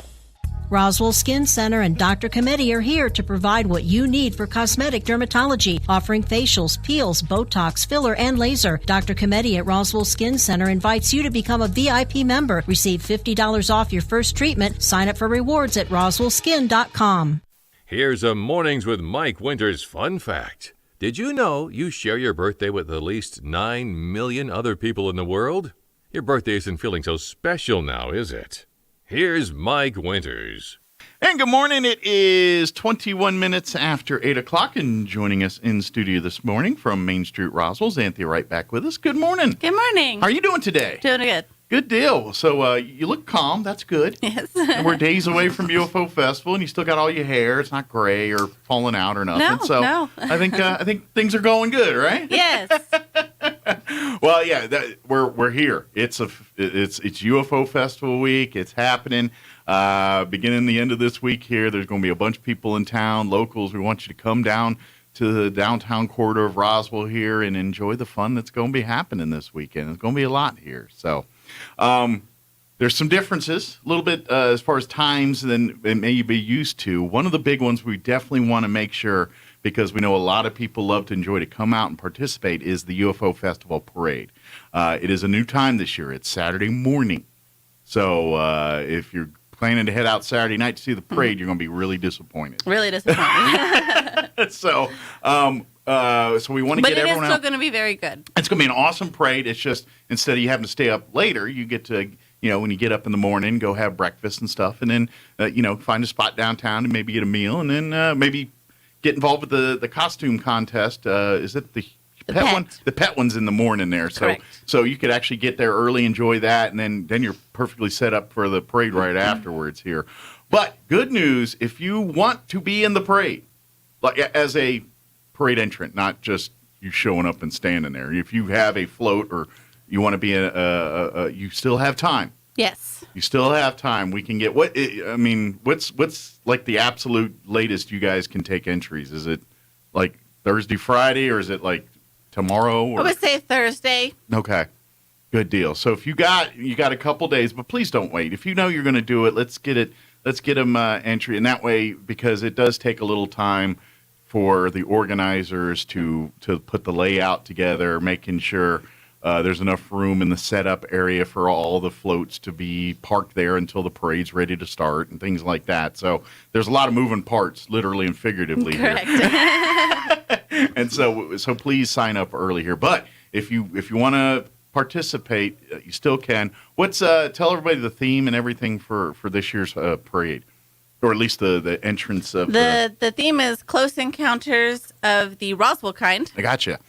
It is free to enter. So kind of now, granted, you alien themed, you're in there. But if you want to kind of specific there, maybe you're a fan of the Close Encounters movies and you want to, be more specific to those. But it's entirely up to you. But really, UFO themed, you can always have fun. But because UFO Festival is so much, with Galacticon and everything else, so if you go superhero or, that kind of stuff, it's all in the theme. It is. So. And the prizes that, you can win, we got Best Alien Encounter, so that's just one thing. Yeah. Crowd Favorite, Most Interactive, Most Humorous, Best Musical Instruments, and then we also have a couple awards for the Most Creative. Okay. 3 top prizes for those. And then also the best walker, skater, or bike. Nice. And by the way, there's cash prizes for these, good cash prizes up to $500. Yeah, thanks to the UFO International UFO Museum, they correct. They donated all the money. They donated all the money for our cash prizes here. Mm-hmm. So big thank you to them. So make sure when you go visit in the UFO Museum, buy lots of T-shirts and things in there. That's right. Support them. So, but yeah, I got some real cash prizes here, and you can have a lot. And be creative if you want. Like as soon as you said best musical instrument, in my head, I went right to the scene in Star Wars where those blue people are in the cantina playing the weird, they're like a little jazz band or something. Yeah. How cool would that be? You just put like if you're a band, get a trailer, dress up blue, and get some weird things, and just dun, dun, dun, dun, dun, dun, dun, dun, and go. I think that would win right there. There you go. Sounds like a crowd favorite too. You got 2 chances. It might be a couple categories. Yeah, I think that's. But yeah, this is the kind of fun we're talking about. Have fun with it, and then of course, if that's not your thing, then please come on out and line up Main Street. I would say the best. Where most of the action is going to be downtown around the courthouse lawn. But, correct. But if you line up anywhere north of it to what time? What do you know? Well, we're starting at 13th. 13th Street. So anything in that area. Anything in that area. To about 3rd Street or so. Correct. Then you anywhere in between 3rd and 13th there, those 10 blocks or so, you can get a good spot for the parade there. So. Correct. But and be reminded, there's plenty of parking downtown behind the courthouse. And then there's some city parking on both sides, on either side there. So if you have trouble finding parking, the biggest parking area is generally behind the courthourhouse there. That's where most of the... Yes, some of that will be blocked off. We're going to have our food truck vendors also utilize that area as Gotcha. well. So that'll... So they can grab their breakfast. And so if you're hungry, no, you they can probably wander. won't be set up till 10. Okay, but when you go back to your car, you can grab some food. That's right. But again, that'll start here on Saturday morning this week, 9:30. 9:30 is when the parade gets underway here. So make sure you get a good spot out for that. And like we said, and if you do want to sign up, you can find applications at Main Street Roswell's website, mainstreetroswell.com. .org. I'm sorry. I always do that. .org. And then I think you also find one on the actual UFOfestival.com page. Too. That you should too, yes. So and I was just told that deadline is Friday, July 1st. Friday. So all the way up just about to it. So I know, procrastinators are like, I got plenty of time. I get you. But for the sake of the people running this thing, do it early. So we can get you set up properly. They've got enough We do stress. already have some really good entrants. We've got the roller skaters. We've got some race cars, bicyclists, a princess, and aliens. Nice. Ooh, that could be like a whole Beauty and the Beast kind of thing going on there. We'll stick them next to each other. A sci-fi version of Beauty and the Beast, Princess and the Aliens. There you go. You just came up with something. There you go. Theme the way. I'm full of ideas. You all have to execute them, but I give you ideas. But yeah, it's going to be a lot of fun. And of course, don't forget, like you said, right before that's going to be the pet costume contest. That Saturday night will be the human version of the alien costume contest. Both, again, highly recommend, encourage you sign up for those. Yes, those are big free traditions. Yeah, free to enter. Be as creative. Again, it's UFO cosplay, so dress as your aliens or your Marvel or DC favorite. What any of that comic book / alien theme stuff is all part of that, and they do.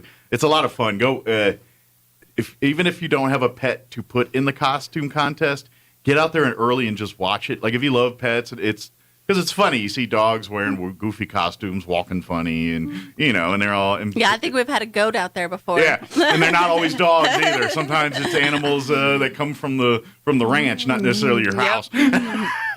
So yeah, you might see who knows? Maybe someone will have a sheep or something out there one year. Who knows? But it is a lot of fun, and it's really cool to see. We are trying to get a really fun farm animal in the parade. Okay, so you'll have to come out and see what that's going to be. All right, so that a little teaser, if you will.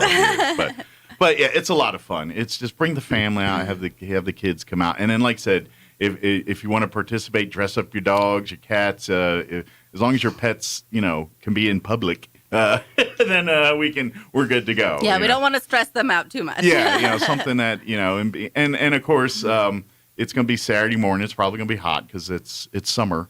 We got a nice weather coming in. Yeah. So just make sure you bring plenty of water and things. Plenty of water, and we sure have water too. Yes, we always have a dog station. Yeah, and it's nice on the grass on the courthouse lawn, so Correct. It's not going to be on the concrete or nothing. So the paws will be okay there. So, what time does the human costume contest start Saturday night? Do you know off the top of your head? I think. Let's see. I'm looking at all my applications here. So my notes for my notes. Vendor. I got vendor. I got more vendor. Yeah, I don't have it in front of me, but I'll look on the schedule here. I'll tell folks later. I want to say it's 6 o'clock or something. 8 o'clock. 8 o'clock. Okay, very good. And it's Friday. Friday night. Friday night. Not Saturday night. Not Saturday night. Well, I was thinking that sounded a little weird. I'm glad I checked. Good. Well, I'm glad you corrected me because I would have told a bunch of people wrong. A whole bunch of people. But yeah, So come on it's out. kind of like a kickoff. It's first night, opening night, and we'll be doing the costume contest at 8 p.m. on the courthouse lawn. Good. Okay, now here's the thing. Go to the UFOfestival.com. You can see the entire schedule of everything there. Yes, they have that uploaded.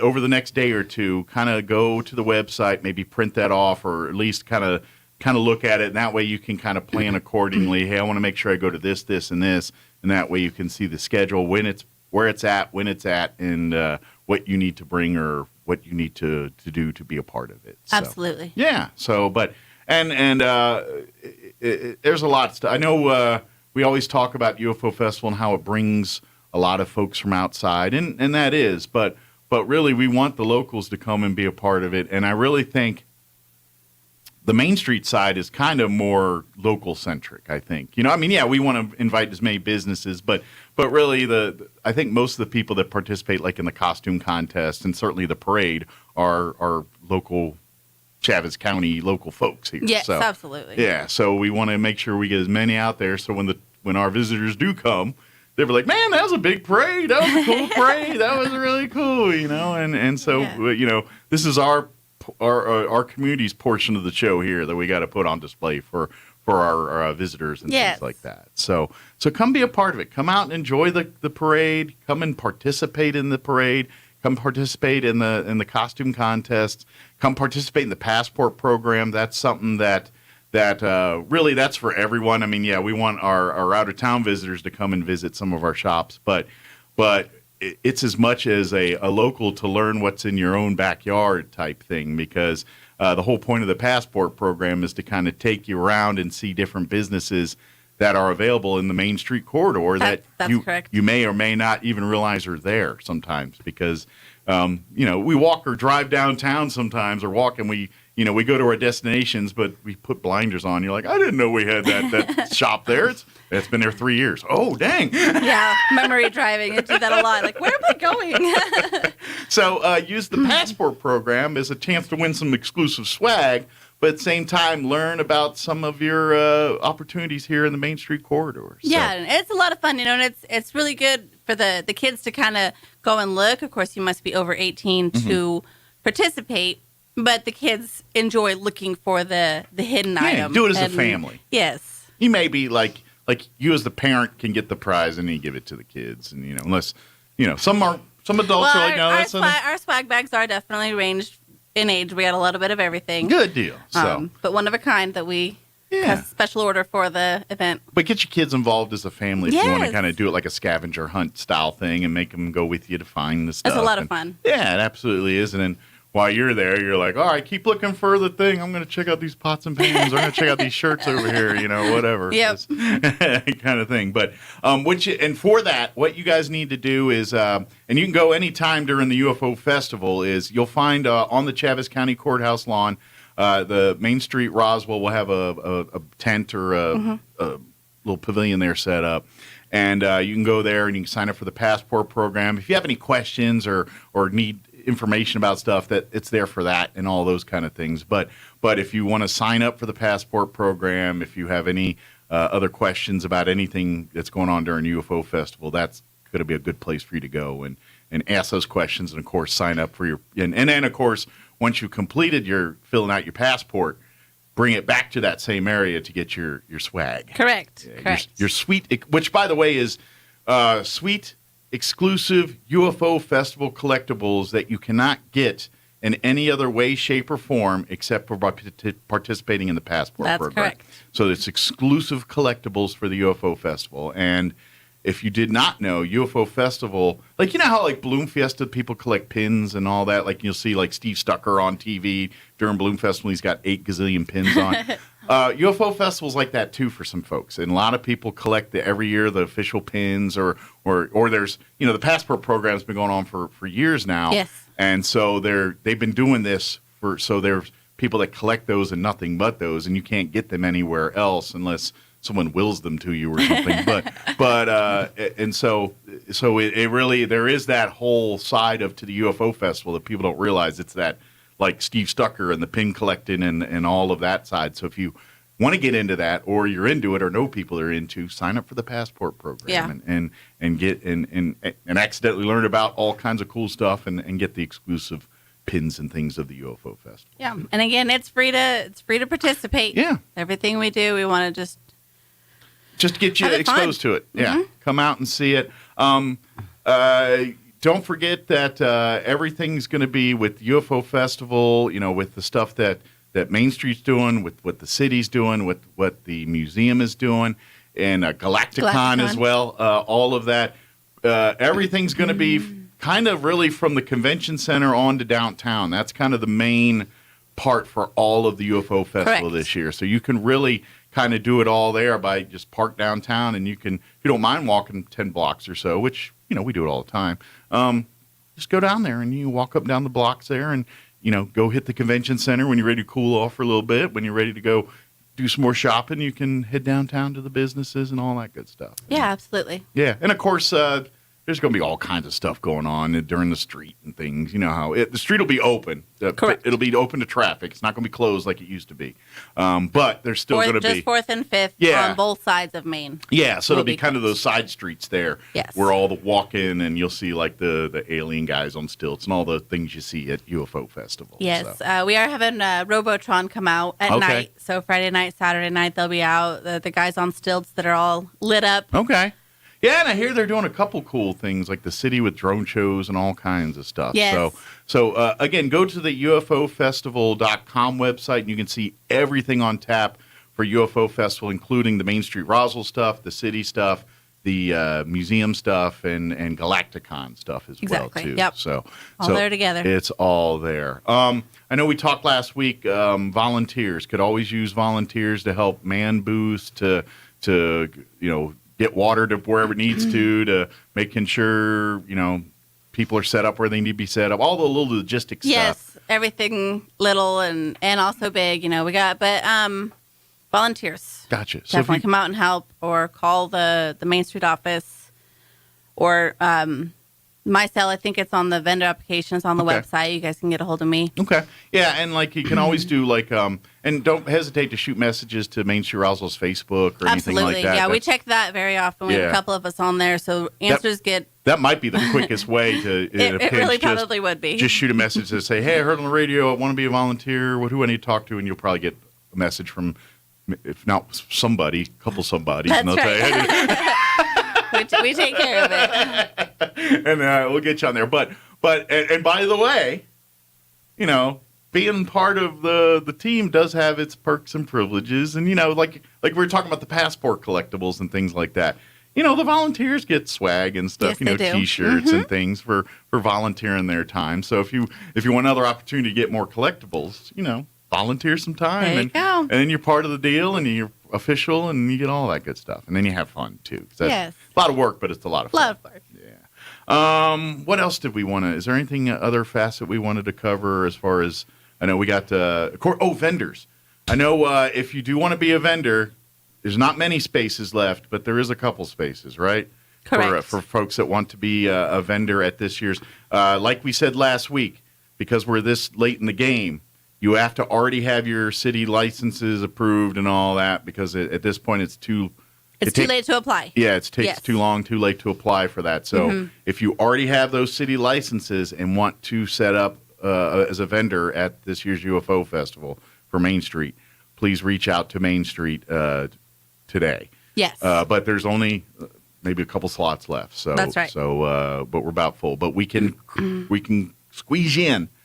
But don't wait till like Friday. Please don't come in and say, "Hey, I just heard about this." At that point, we got. Yeah. At that point, there'll be vendors already set up out Right. there. Yes. We will be setting up Thursday night. Yeah. But that's just setup. So we will start Friday morning at noon. Good deal. That's when the official. The official kickoff's at noon, correct? What generally usually happens is like Thursday's kind of that setup day, so it's not the festival, but it kind of is the festival because there's a lot of tourists still just kind of walking. Yes. People are setting up, so it's kind of that pre-festivaling Thursday. Yeah, and get your name out. Make sure people are like, hey, we were here for the day. Oh, we'll stay for the weekend. Yeah, There's exactly. good stuff coming. And then it officially rolls in, Friday, right about lunchtime. Correct. So yeah, so please make plans to attend.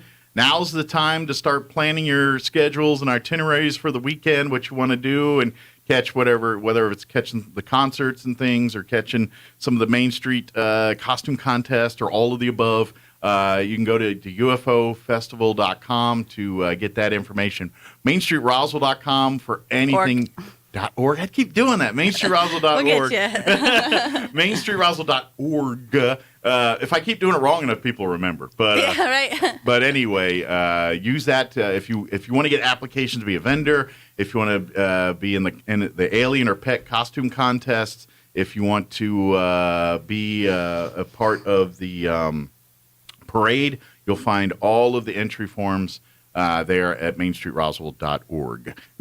We got it. And get ready to have fun. Come be, and don't forget, like we said last time, we're the ambassadors for this. We the people of Roswell, and so don't forget, there's going to be a lot of folks that don't know how things go around here, and they're going to ask, hey, where's a good place to eat, or where's a good place to whatever, and be the ambassador. Tell them your favorite place. Yeah, it's like, oh, I love whatever it is. Yes. Cerritos. I love Cerritos. I love whatever. Whatever your favorite Absolutely. thing is. Tell them about it and brag on our community here a little bit. And of course, if they look lost, don't hesitate to say, hey, what you trying to find? Let me help you. Be good and bad.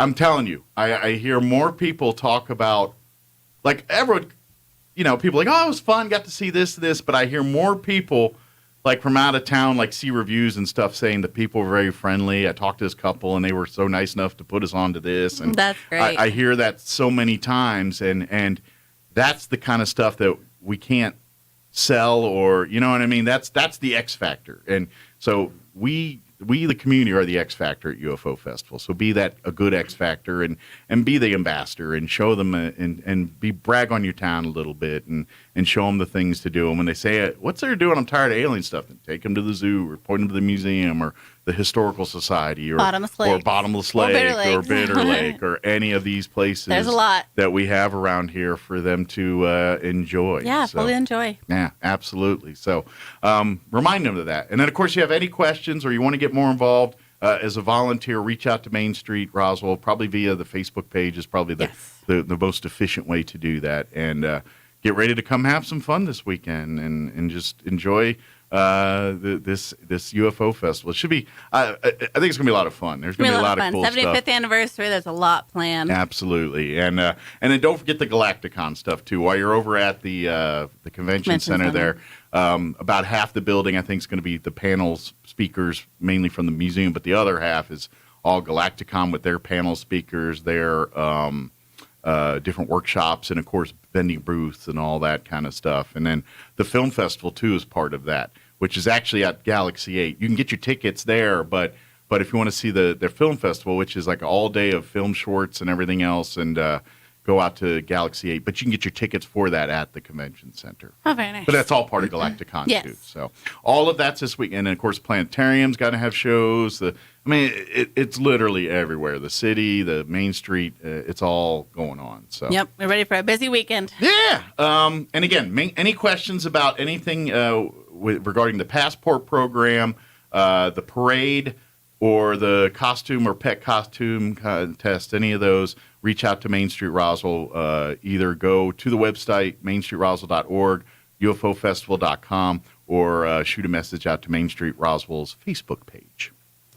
That's right. All right. Well, I'll let you get back to work. I'm sure there's a few fires you got to stomp out before Friday. So thank you for joining us. And like I said earlier, we're going to be at the museum Thursday and Friday doing the show. And if anything pops up or whatever, just pop on in and say, hey, can you tell everybody that the thing's going to be at 10 o'clock today? Like, yeah, and we'll do it. So if we can help out that way, we'll be hanging out in the museum there in the lobby doing the show those couple days. Sounds great. Awesome. Thank you very much. All right. Thanks, Anthea. Have a great week. All right, Don't thank work you. too hard. I'll try not to. All right. Perfect. Hopefully you're still this happy and everything this time Monday. Well, at least Monday we get a rest the day. Monday so. you're going to be happy because it's over. It's over. She's going to be comatose in an armchair somewhere. Yeah, that's how it goes. Very good. Well, thanks, Anthony. We'll see you next time. Thank you. It is 8:45. Let's go ahead and pause for news and your town hall business update. Quick break as well. Don't go away. You're listening to Mornings with Mike Winters.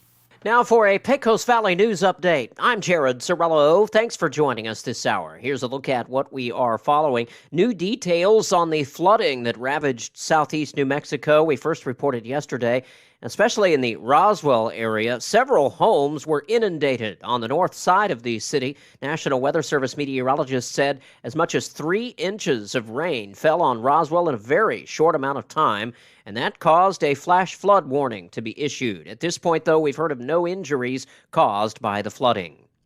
And the Roswell City Council has scheduled a special meeting for Thursday. It will start at 5 p.m. There will be 2 items on the public agenda. The first, to consider the approval of a new lease of Building 500, the parking lot and the grounds at the Air Center, to the U.S. State Department. The second item on the public agenda for this special Roswell meeting is to consider a lease agreement extension for the Sidney Gutierrez School. You're up to date. I'm Jared Cirillo. I'm meteorologist Steve Hamilton with your Pecos Valley weather. We'll be in the mid-80s today. Pretty comfortable, but we will have a chance of some showers and thunderstorms. Most of those will be in the afternoon. Could be a little bit gusty. Maybe some showers this evening. They'll wrap up by about midnight and down to 65. And then a few lingering showers on Wednesday, sunny, and we're in the upper 80s. We're back into a sunny weather pattern and warmer Thursday, mid-90s. That's your latest forecast. I'm meteorologist Steve Hamilton. With the Wall Street Business Report, I'm Bill Alexander. The company planning to buy Donald Trump's new social media business has disclosed a federal grand jury investigation that it says could impede or even prevent its acquisition of the Truth Social app. Shares of Digital World Acquisition Corporation dropped almost 10% Monday as the company revealed that it has received subpoenas from a grand jury in New York. Shares of Frontier Airlines and Spirit Airlines tumbled Monday after their improved merger proposal won a key endorsement just days ahead of a crucial shareholder vote. Frontier CEO says he is optimistic Spirit shareholders will approve Frontier's latest stock and cash offer for Spirit when they vote Thursday. Frontier is trying to fend off an attempt by JetBlue Airways to grab Spirit with an all-cash bid worth about $3.6 billion. For the Wall Street Business Report, I'm Bill Alexander in Washington. This July, Roswell becomes Ground Zero. I'm Clyde Lewis, and you're listening to Ground Zero. The International UFO Museum and Research Center, in conjunction with Roswell's Talk FM, are bringing nationally syndicated radio show host Clyde Lewis to Roswell for the 2022 UFO Festival. Clyde will be broadcasting his show Ground Zero live from the International UFO Museum on Friday, July 1st from 8 to 11 p.m. Join Clyde as we celebrate the 75th anniversary of the Roswell incident. The truth is out there. When you think of home health care here in Roswell, what's the first thing that pops into your head? That's right, Frontier Medical. We've been doing it better than anyone else for over 20 years. From in-home nursing to physical therapy and so much more. Doctors and hospitals from Albuquerque to Lubbock and everywhere in between have been trusting their patients to us here at Frontier Medical. So when it's time to make a choice, remember Frontier Medical. 575-627-1112. Frontier Medical. Name to remember. What if? What if the government lied? What if aliens survived the crash? What if they escaped? What if they're still here? Hiding, waiting, preparing. What then? Find out the truth behind the 1947 Roswell incident in novel form.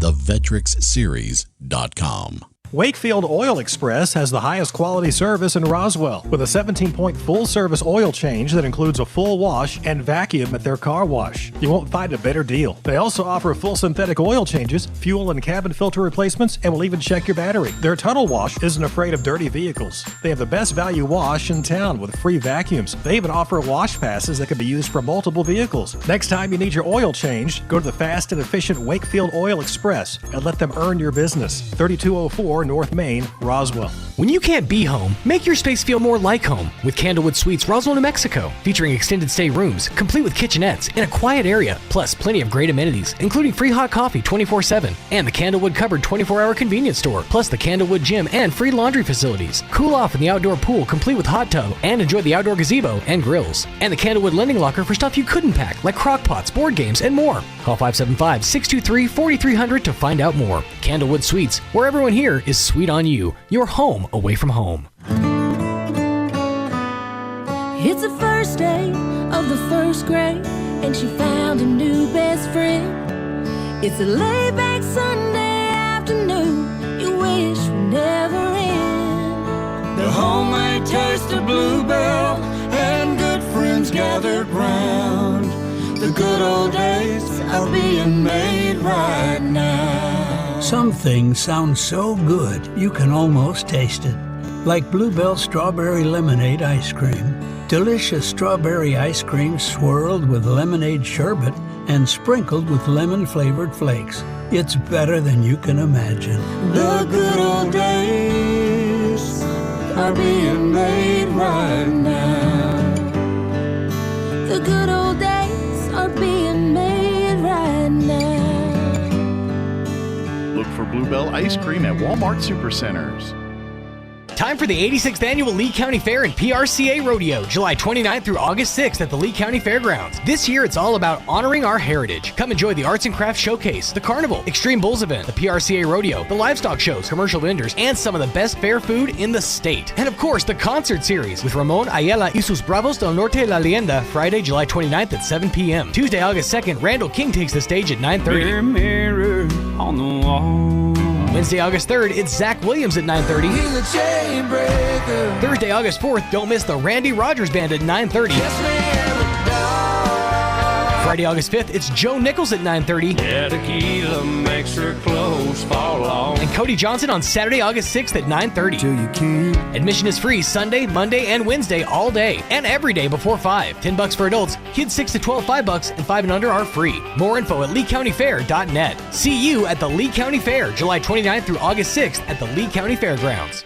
No doubt about it, summer is a time for family fun and adventure. And whether it's a drive across the country for an epic vacation or a drive across town for epic ice cream, you have to have a vehicle you can depend on. A vehicle that's comfortable for the whole family and all your gear. That's why you should begin your summer adventures at Roswell Ford. Here at the Tailgate Nation, you'll find southeastern New Mexico's largest inventory of exceptionally nice pre-owned cars, trucks, and SUVs. All have survived a rigorous 139-point inspection, and Roswell Ford even gives you a 3-day money-back guarantee. So where do we get such great pre-owned vehicles? Well, Roswell Ford is always looking for gently used cars and trucks. If you have one you want to sell, we'll make you a cash offer on the spot and give you a week to think about it. Cross town or cross country, get your summer adventures started right with an upgraded ride from Roswell Ford, the Tailgate Nation, at the corner of 9th and Main, the official sponsor of Summer Fun. You want to feel important. You want to be a part of something bigger. Something that matters and can help change things. You want to feel like you belong. We know. We felt that way too, and that's why we did something about it. We aren't just Army National Guard soldiers. We are normal people just like you. But our part-time service in the Army National Guard means we get to be more. When our communities are in need, we get the chance to stand up and do something about it. We get to serve in our own region and help the people we call neighbors. Whether they are in the mountains of New Mexico, the plains of Nebraska and Kansas, the ranches of Oklahoma and Texas, the farmlands of Missouri and Arkansas, or the bayous of Louisiana, we are here for our hometowns. And together, we can make a difference. Take on your legacy. Visit NationalGuard.com to find out more. Sponsored by the New Mexico Army National Guard. Aired by the New Mexico Broadcasters Association and this station. Here's a Mornings with Mike Winters fun fact. There are 293 ways to make change for $1. Try all 293 on the guy who keeps borrowing money from you. Here's Mike Winters. And good morning. It is 8:54. Stay tuned next hour. We're going to talk, we're going to have our final of our Leadership Roswell Alumni Community Leader Award winner interviews. We've interviewed all but our Commitment to Youth Award winner, Tina Cisneros, and we're going to do that next hour. I believe Tina's calling in, but she might be here. I'm not sure. And so she'll join us along with the person that one of the people that nominated. I say one of. There was others, but one of the people that nominated Tina for this award here, Amy McVeigh-Tejas. So they'll join us, and we'll talk. Of course, Tina. She earned this award, with her commitment to youth, but she's been really doing a lot there with Job Corps and all that, especially during COVID and all that. And definitely, she earned it long before this, but getting recognized for it finally. So it's pretty cool. But we'll talk with Tina and Amy next hour. Do want to remind folks to head on out to the ENMUR pool this July 4th. July 4th, the ENMUR pool is having a big 4th of July party from 11 a.m. to 4 p.m. on Monday, July 4th. You can get in, a family of 5 can get in for just $20, or you can pay $5 per person. Active duty and retired military are free, and you can come out for concessions. They're going to have live music. They'll be swimming and all that from 11 to 4. With your $5 entry fee or $20, whatever, how you get in. With your entry fee, you get a meal as well, too, that includes a pulled pork sandwich, chips, and watermelon. So, again, that's going to be happening at the ENMUR pool July 4th, 11 to 4. Come out, live music, concessions, of course, swimming and all of that.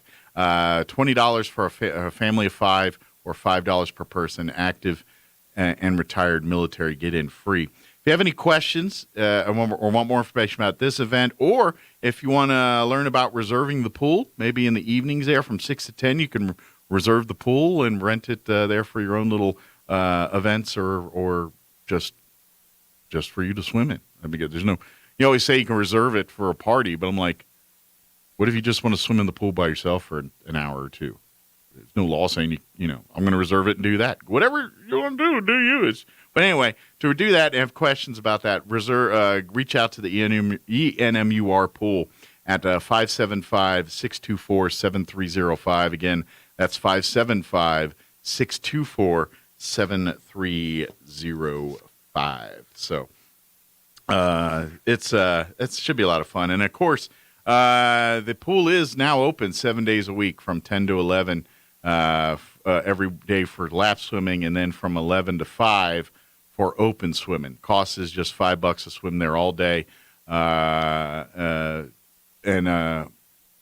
like you said, once you pay the $5, you can swim all day. So lots of covered seating, all that stuff too. And then they have summer passes too. And if you are an ENMUR student, you get half off when you go out to the pool there as well too. So you don't have to wait till July 4th to go have some fun. But they're open 7 days a week, 10 to 11 for lap swimming, 11 to 5 for open swim. All right, it is 9:58. We got about another minute here before news and all of that. By the way, if you miss any part of our interviews, you can always check them out at your leisure. We're on demand at ksvptv.com. We're also on our YouTube channel. We have a 106.5 Roswell's Talk FM YouTube channel and our 106.5 Roswell's Talk FM Facebook wall, too. So all of them are there. Indeed. I don't see the hours. Yeah, I got a whole nother minute to go. Ooh. Yeah. So I'm 4 episodes deep on The Boys. Good. Yeah, I'm going to get back into it tonight, hopefully. Well, as I told Sean off air, 7's a doozy. They're up to 7 episodes right now, and number 7. Well, dude, it's already a doozy. It's the storytelling is fantastic this season. I Yeah. really like how in depth they are going with some of the side characters. It's not just about Butcher and Homelander. They're kind of diving more into like Mother's Milk and his backstory. And You're deeper diving into the boys and into Huey, played by Jack Quaid, by the way. Yeah, son of Dennis Quaid. And as you get farther in, you're going to learn more of the backstory of the I can't remember his name, like Butcher's number 2 dude, the black guy. Yeah, Mother's Milk. Is that his name? Mother's Milk. Yeah, you learn a lot more about him, which later. I'm curious because you're already kind of like diving more into Frenchie and Kinoko and Huey's. You learn more of Huey and Starlight. And so you're going to remember people's names. Well, I'm watching it currently, so I have them fresh. I watched it yesterday. I still can't remember. Ask their me in name. the off season. Guarantee I won't remember. Guarantee. All right, it is 9 o'clock. You're listening to I don't know. I can't remember.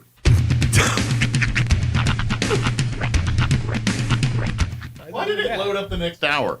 It just did me dirty. It loaded up the next hour. I caught that. It's on EAS Audio. That's why. Oh, see. Now we're going to fix Switched our channel. You're listening to 106.5 Roswell's Talk FM, KEND Inside Roswell. a sweltering trailer of an 18-wheeler in San Antonio, Texas, at least 46 illegal immigrants found dead in the trailer. Apparently, they were left behind by human smugglers. 16 other people are in the hospital. Texas Governor Greg Abbott writing on Twitter, "These deaths are on Biden. They're a result of his deadly open border policies." A summit of the leaders of the world's wealthiest nations is wrapped up. The G7 leaders left their gathering in Germany determined to support Ukraine for as long as it takes. They vowed to hit Russia with immediate and severe economic pain for its invasion. Part of that could be steps to cap Russia's income from oil sales. Leaders also agreed on a ban on imports of Russian gold and to step up aid to countries hit with food shortages by the blockade on Ukraine grain shipments through the Black Sea. White House correspondent Greg Clugston.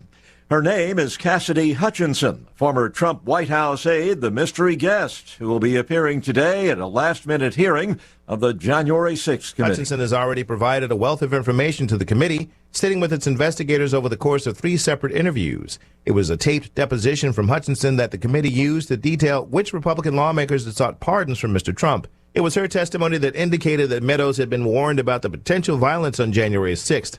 Hutchinson would be the first White House employee to testify publicly before the committee. While Meadows proved to be an elusive subject for the committee, Hutchinson has been able to detail many of the goings-on at the White House in the days leading up to January 6th. Bernie Bennett in Washington. The Conference Board's closely watched Consumer Confidence Index has fallen again this month, down for the second month in a row, dropping 4.5 points, now at its lowest level since February of last year. Wall Street, the Dow up 94 points, NASDAQ down 68. More on these stories at townhall.com. The fight for the unborn is raging in our country. The Supreme Court has overturned Roe v. Wade, clearing the way for many states to ban or severely limit abortion. The abortion debate rages on all across the country. The award-winning film, The Matter of Life, cuts through the rhetoric and hatred and exposes the real issues surrounding the plight of the unborn. The Matter of Life. Stream it at salemnow.com. If you care about protecting the unborn, this is a movie you will not want to miss. It's been hailed as the best pro-life movie ever made. Stream it today at salemnow.com. That's salemnow.com. There is a battle taking place in America. Whether you're pro-choice or pro-life, you need to see this film. Stream it today at salemnow.com and have your own life transformed as you watch The Matter of Life. Stream it today at salemnow.com. Rescuers continue searching through the charred rubble of a shopping mall looking for more victims of a Russian missile strike that killed at least 18 and wounded scores in what Ukraine's president calls one of the most daring terrorist attacks in European history. President Volodymyr Zelensky says more than 1,000 afternoon shoppers and workers were inside the mall in the city of Kremenchuk. Giant plumes of black smoke, dust, and orange flame billowed from the wreckage as emergency crews combed through broken metal and concrete looking for more victims. A 101-year-old man has been convicted in Germany of 3,500 counts of accessory to murder for serving as a Nazi concentration camp guard during World War II. The court has sentenced him to 5 years in prison. The man, who was not identified, had denied working as an SS guard at the camp and aiding and abetting the murder of thousands of prisoners. News and analysis, townhall.com. The suspect in a deadly school shooting in Michigan may testify at his parents' trial. Ethan Crumley is accused of killing 4 fellow students at Oxford High School. James and Jennifer Crumley are charged with involuntary manslaughter for failing to reasonably care for their son. Judge Cheryl Matthews says some text messages can be used at the trial. I actually asked my dad to take me to the doctor yesterday, but he just gave me some pills and told me to suck it up. And, quote, my mom laughed when I told her, unquote. Shannon Smith is an attorney representing Jennifer Crumley. She says this is not about the charges against Ethan Crumley. He can answer questions that are not covered by the Fifth Amendment, so we can call him as a witness. Smith says calling the son to testify is not about the parents wanting to throw him under the bus or make him look bad. It's about her clients defending the case. I'm Ed Donahue. The NASDAQ is down 59 points. More on these stories at townhall.com.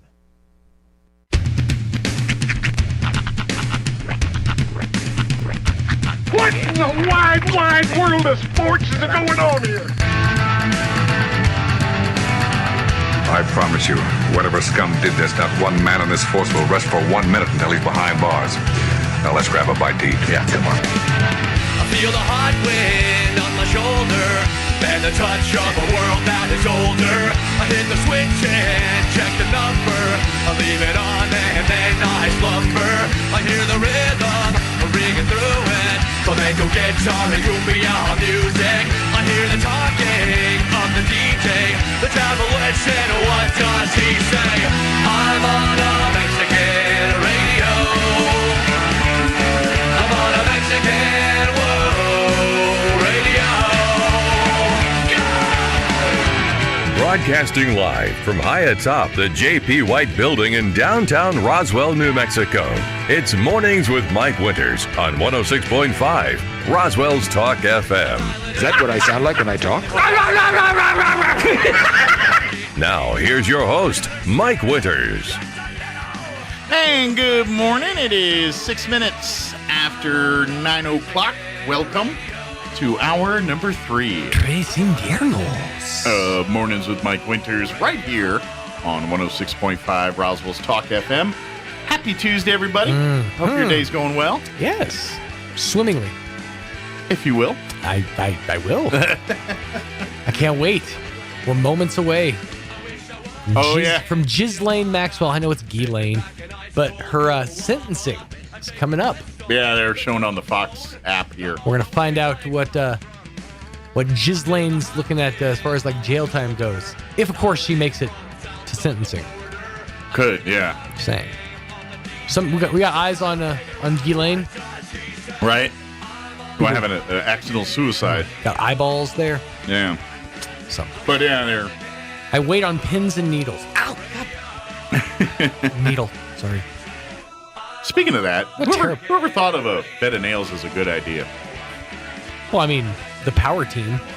And just, Did you ever? It's kind of sadistic. Who thought of incredibly the bed of nails? Here's the idea. Mm-hmm. The bed of nails works because of the mindset of, or the idea of, you're spreading out over a great surface, the nails, so it's not actually that painful. I know.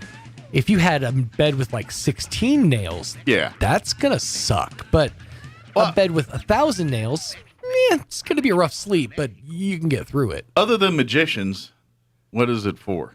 Well, I again reference the power team. Did you ever? Have you ever?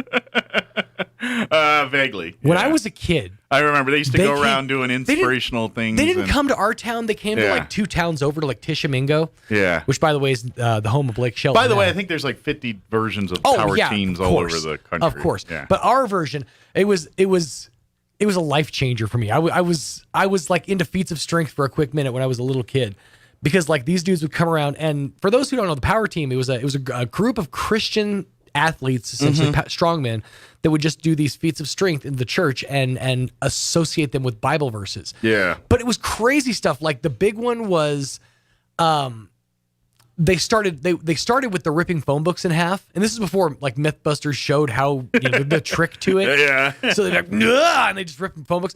But the one that always stood out in my mind was there was a guy who would blow up a hot water bottle.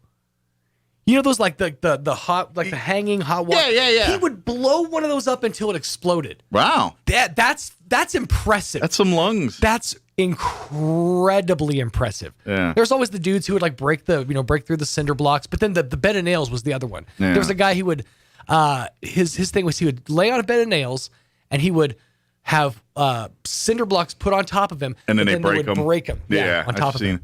Yeah, they.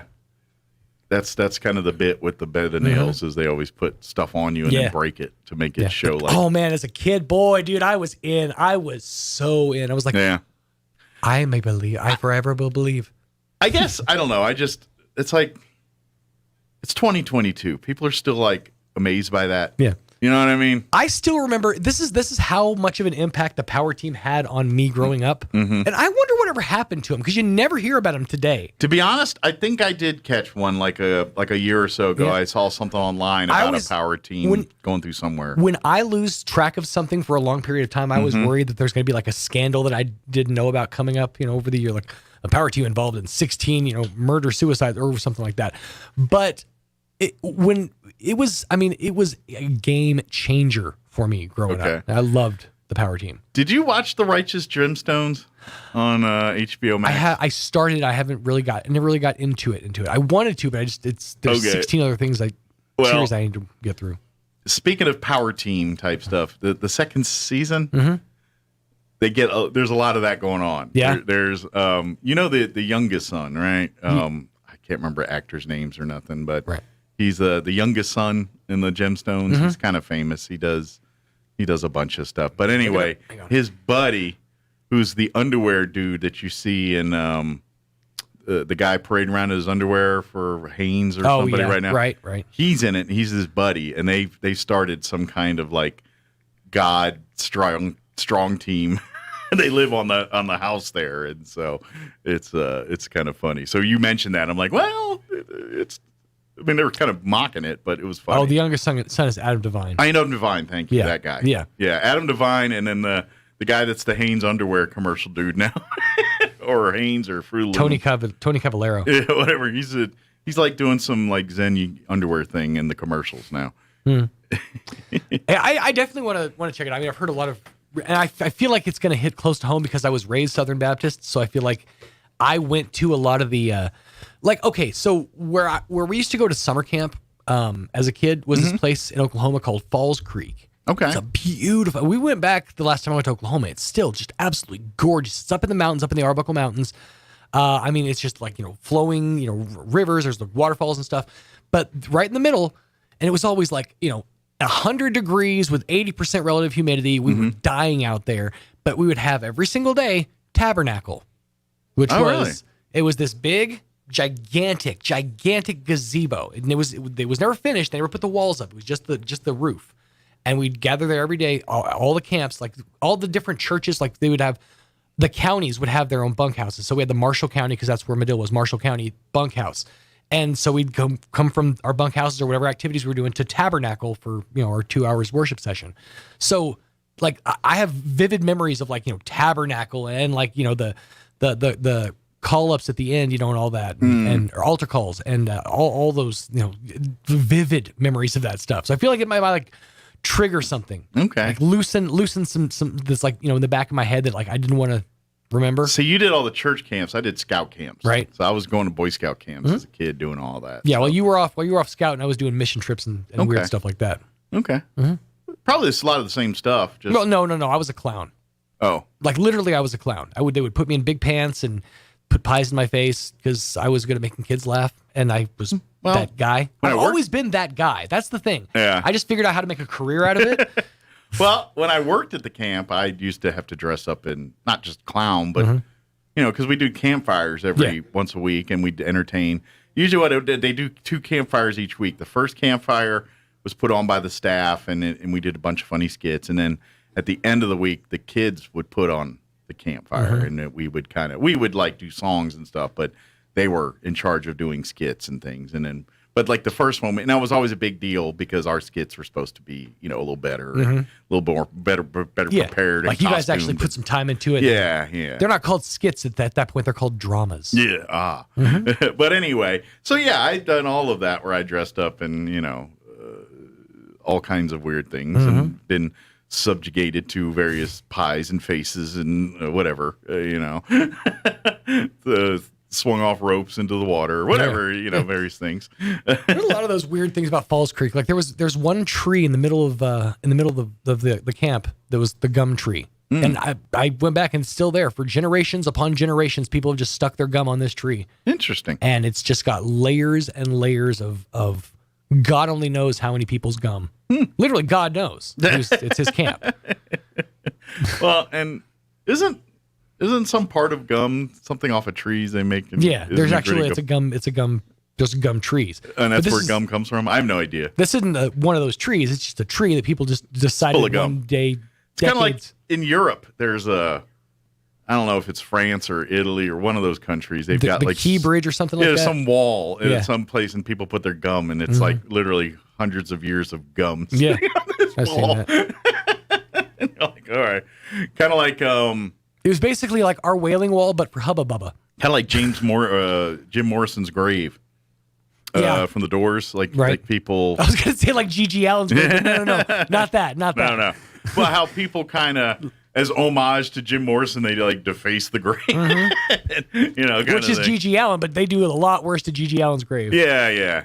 They usually relieve oneself onto it. Yes.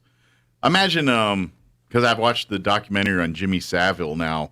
I imagine his grave's probably received some kind of treatments like that. See, I haven't watched the documentary, but I followed the story pretty closely, so I played the home game. So like I kind of was like, I followed the story when it was happening.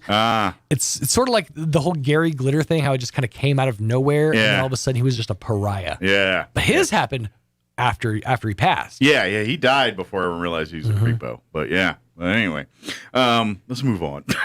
Probably should. How did we get there? I don't know. Wow. I don't know. How do I get anywhere in life? Power Team and Tabernacle to Jimmy Savile. Clap. That's welcome to my mush head is full of this. I love it. Like I said, we figured out how to make a career out of it. There you go. Somebody's dumb enough to pay us. But anyway. Shh. Don't tell them that. We got real good stuff here coming up. We're going to be joined here in just a few minutes by Amy McVeigh-Tejas of the Leadership Roswell Alumni Association and Tina Cisneros, who won the 2022 Community Leader Award for commitment to youth. And we've had a chance to talk to Dale Rogers and his family. We've had a chance to talk to Jason Perry and Margaret Kinnard. Of course, the Rogers family. Dale and Kay won the Lifetime Achievement Award. Jason Perry received the Outstanding Leader Award, and Margaret Kinnard, the Leadership Roswell alumni. So we've had a chance to talk to them today. We're going to talk to Tina, the Commitment to Youth Award, and Amy, who was one of the nominating members to put her up for the award. So, and she wasn't the only one, but she was the one who put her on our radar. So, all right, it is 17 minutes after 9 o'clock. Let's go ahead and take a look at that weather. It's monsoon season, so little rain chances every day. I'm meteorologist Steve Hamilton with your Pecos Valley weather. We'll be in the mid-80s today. Pretty comfortable, but we will have a chance of some showers and thunderstorms. Most of those will be in the afternoon. Could be a little bit gusty. Maybe some showers this evening. They'll wrap up by about midnight and down to 65. And then a few lingering showers on Wednesday, sunny, and we're in the upper 80s. We're back into a sunny weather pattern and warmer Thursday, mid-90s. That's your latest forecast. I'm meteorologist Steve Hamilton. Thank you, Steve. Currently 68 degrees here in Roswell. I'm about to get beat. I don't know what I did yet, but apparently I'm going to get beat. I call it Tuesday. That's what happened. I get beat a lot. Currently 68 degrees here in Roswell. Humidity is at 78%. Winds currently out of the north at 17 miles per hour. We are looking at a 30% chance at rain showers this afternoon. They actually say a slight chance this morning here, but better this afternoon. They're saying mostly cloudy for today, high of 86. Winds will be out of the north 5 to 10 miles per hour. Tonight, 30% chance of rain, mainly before midnight, mostly cloudy, overnight low of 86. South winds 5 to 10 miles per hour. Wednesday, kind of like today, 20% chance of afternoon showers and thunderstorms, mostly sunny, highs near 90 tomorrow. South winds 5 to 10 miles per hour. Mostly clear Wednesday night with an overnight low of 67. South winds 5 to 10. Thursday, not really talking much of rain, but warm, sunny, hot, high of 97 on Thursday. South winds 5 to 15. Partly cloudy Thursday night with an overnight low of 69. And then the rain chances enter back into the forecast Friday and through the weekend. 20% chance of rain Friday, mostly sunny and 96. 30% Friday night. Mostly cloudy, overnight low of 70, 30% chance of rain Saturday, mostly sunny and 95, 30% chance of rain Sunday, partly cloudy and 94. So, looks like Thursday, the rain takes a break, or chance of rain takes a break anyway. All right, it is 9:19. We're going to take about a 2-minute commercial break.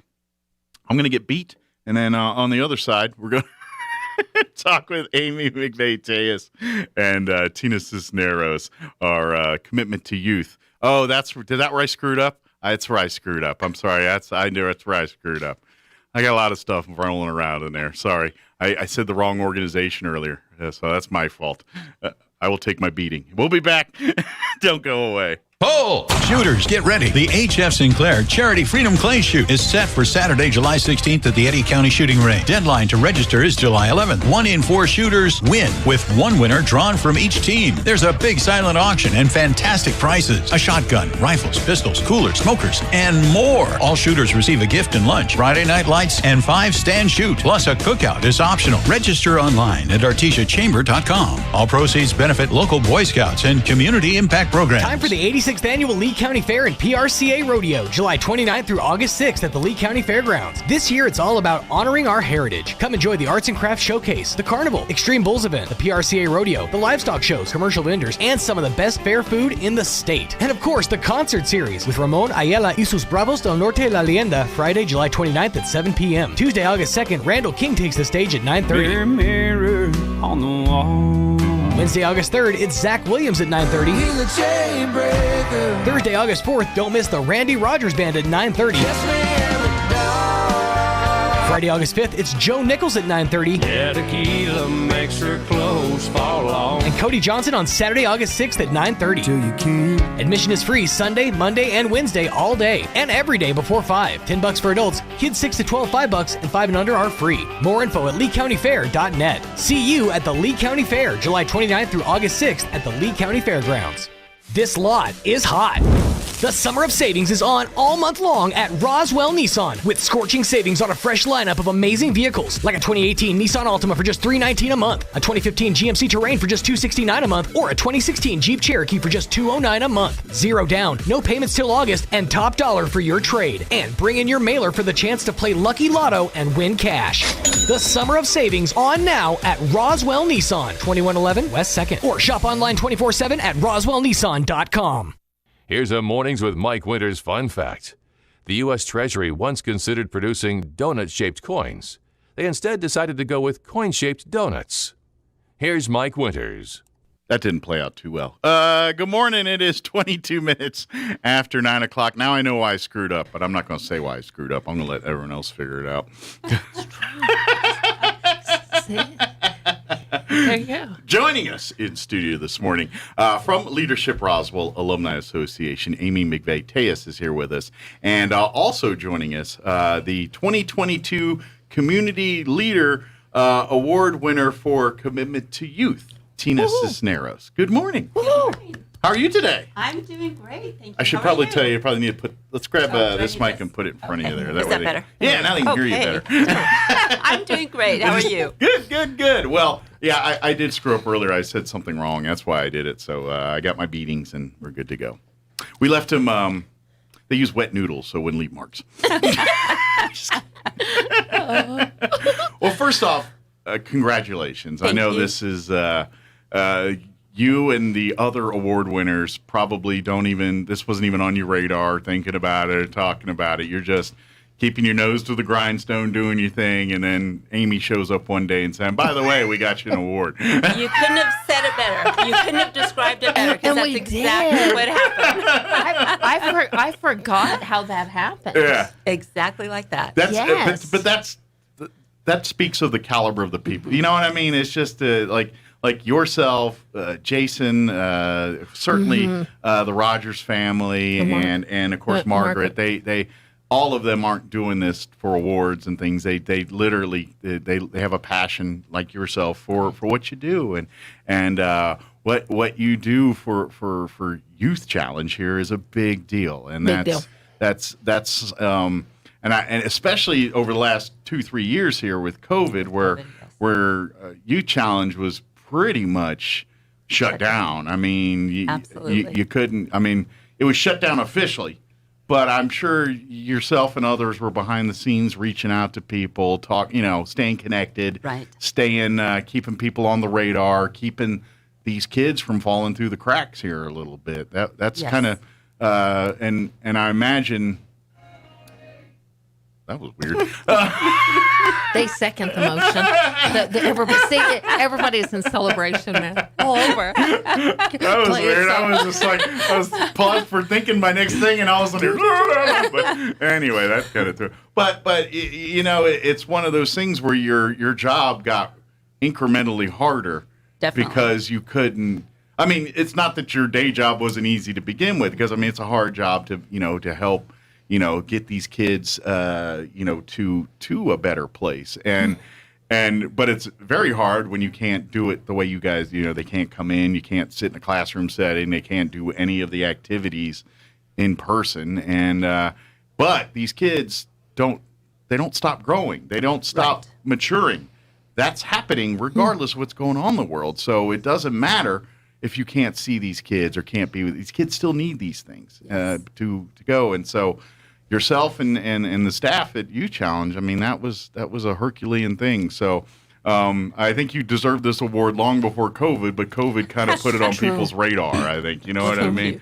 Is that pretty fair, Amy, 100%. To say that? I mean, now I know you weren't the only one to nominate. That's right. Tina. There was other people, but and a dear friend of hers, April Kirkham, we presented the award together. So let me ask this: what was it that, like, when you two put your heads together and started talking? What were the things that y'all were talking about, Tina? To say, I know she's sitting right here, but I'm like, what was it that you said? This is why I think we should nominate Tina. Well, I think one of the cool parts of this is that April Kirkham had been part of this organization for some time, had left, and came back. So I think I have been a dear friend of April's for many years, and once she got back, with this communication started. So I think what it's all about, just a testament of the day that we set this up to inform Tina of this award, it wasn't just a couple of people. Once the inner circle found out, they all wanted to be there, and they knew she was coming onto the property.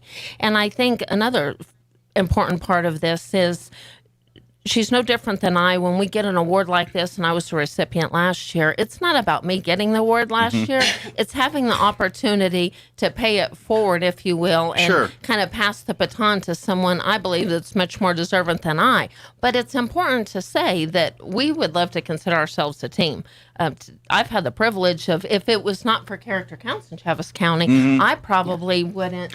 And through the hardest of times, when Tina and I really got close, is partnering and working with Judge Jones. And then after he died, in some unique way, even with Judge Jones being gone, he pulls people like us together. And I think we continue that legacy, which is really cool. Well, and that's just it. I think people don't realize that, all four of our winners here, it's that rub-off effect where, and this is why we do these awards. This is why we embarrass Tina and embarrass these others and tell them, put them up here. Because we're not picture takers. So for us to take a picture, that's a big deal. Definitely.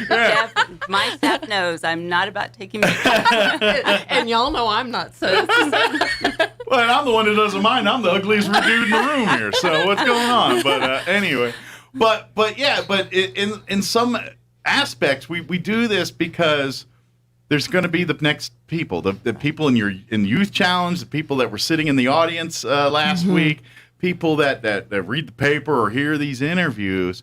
They hear that, as we honor Tina and all this hard work, but at the same time, we're also doing this is hopefully there's a 14-year-old or a 12-year-old or a 10-year-old listening to the radio, and they're the next Tina Cisneros or the next Margaret Kennard or the next Jason Perry or the next, Kay and Dale Rogers. That's what we want is to when we do this as much to honor, but it's also equally important is to inspire the next group to do what Tina does and to do what these folks do.